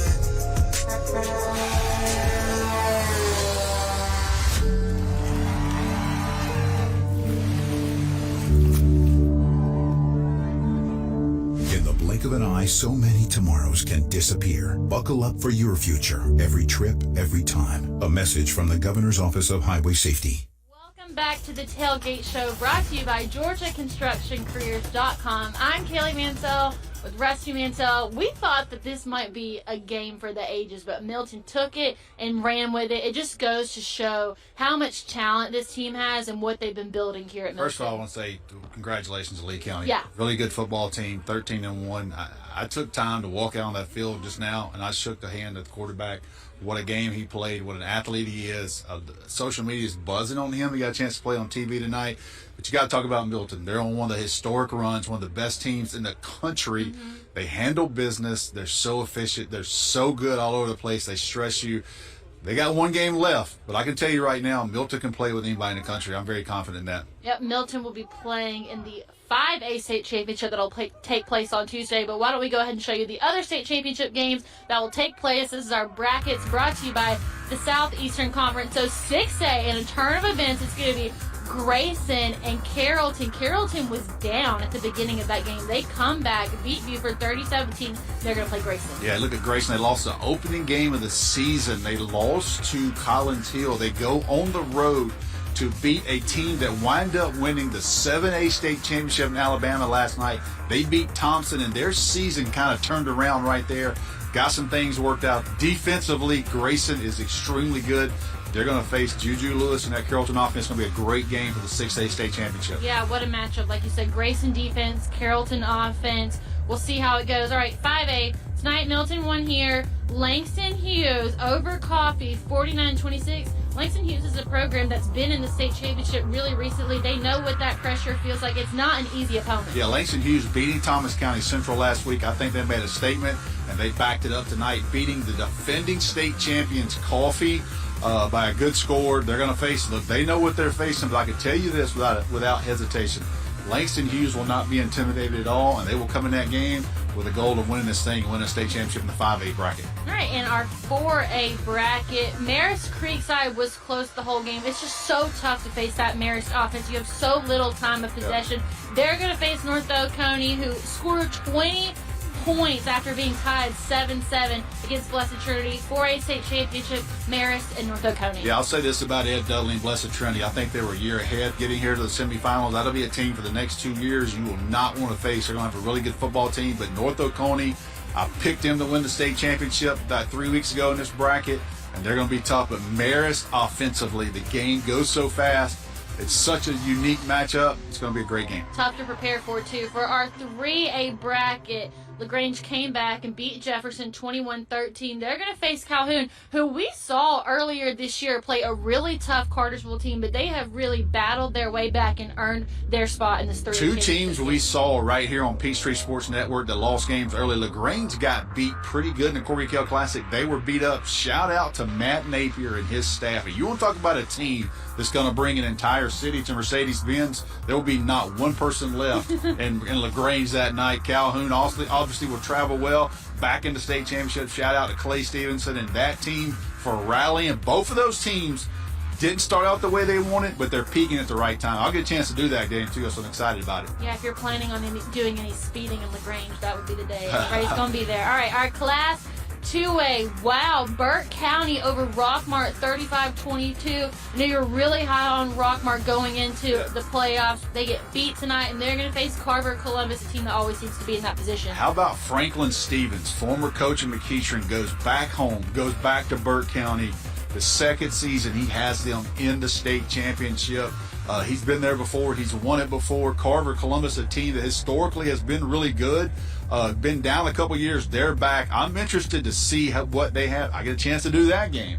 So I get a chance to see both those teams on tape in the next few days, see what they've got. Go ahead and plug yourself. Why don't you? I'm excited. All right. You should be. Class A, Division I, Northeast Macon, who dominated tonight's game 46-14. They're going to face Toombs County, who also had no problem taking care of Dublin. You look at those two teams, man, and what the season they've been on. Listen, Northeast Macon's not a historical team you think about in classification to win a state championship. To beat a Fitzgerald team like that, I guarantee you they are a really good football team. Toombs County, who is a single-A football team, went on the road early this year and beat 5A Rome. I knew right then they were bringing something different to the table. All right, and this is going to be Class A Division II. It's going to be Bowden, who defeated Irwin tonight 42-28, and they're going to face Brooks County. It was really close between them and Manchester all night, but Brooks County goes on the road, and it's going to be them and Bowden. Class A Division II. Coach Finley comes back to try to go back-to-back state champion. Brooks County goes into Manchester, wins a game late. So the Trojans from Brooks County will be back into the Mercedes-Benz. Bowden will bring a huge crowd. Those will be great games.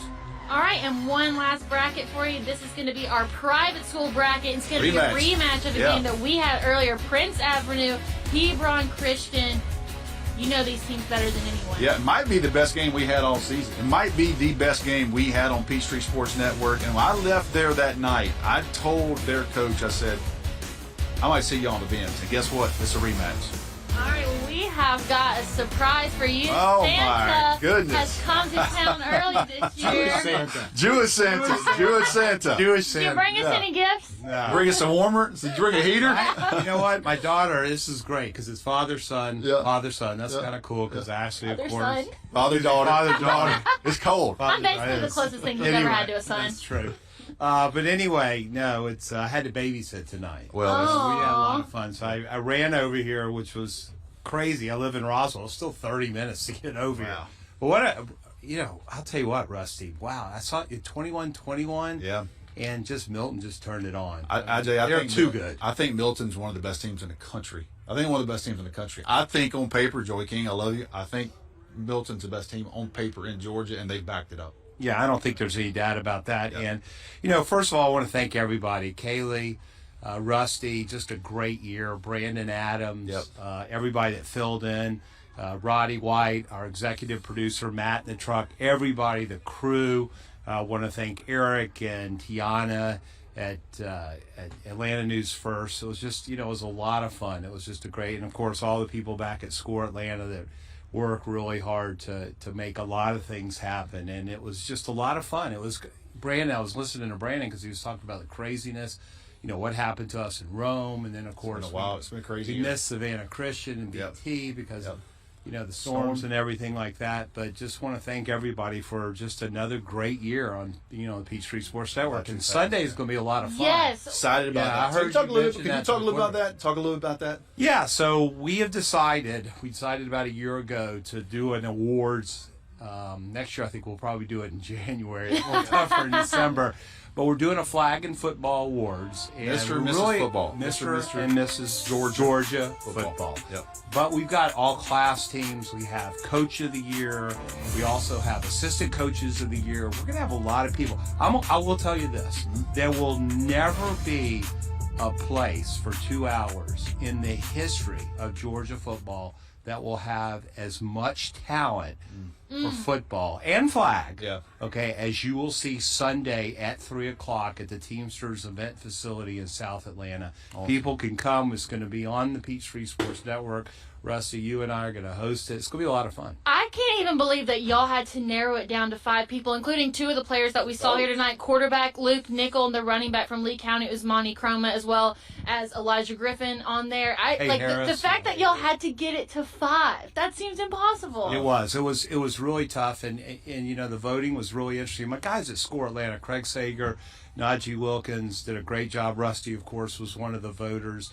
But people are going to be surprised. I mean, both on the flag side and on the football side. It's not as easy as, or, you know, something that, you know, people just, you know, sort of look at names and stuff like that. But a lot went behind picking the Mr. and Mrs. Georgia football. That's awesome. And you said it will be streamed live on the Peachtree It's Sports. going to be televised live. Love that. It'll be streamed on the Federation Network. So, yeah, it's going to be, you're not going home, I hope, because you got Georgia tomorrow.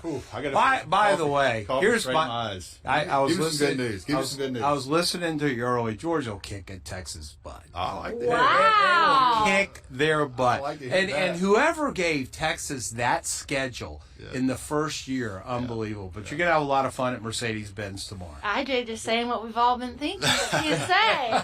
Said it for us. Santa brought good news. Yeah, there it is. There's the gift. IJ, do you have any final thoughts before we go? No, again, you two have been great. You know, y'all are a great family. I can't say enough about, you know, both of you guys. And, you know, it's just been a lot of fun. You know, Ashley getting to, you know, work with my daughter and everything. It's just, it's been a lot of fun. And we continue to just grow it every year. And I think that's the best thing about it.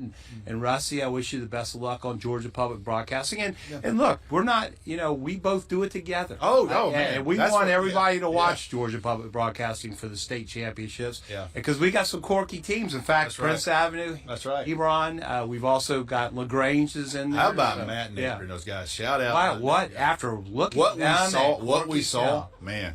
Great Was job. what, North Atlanta? They lost to, might have been North Atlanta. Yeah, I think it was Douglas. Douglas, Douglas, yes. Atlanta. Ran out of the building that Yeah, day. they were. No, congratulations to him. But Kaylee, great job this year. Thank you. Let me just say, I'm also very grateful to work with your daughter.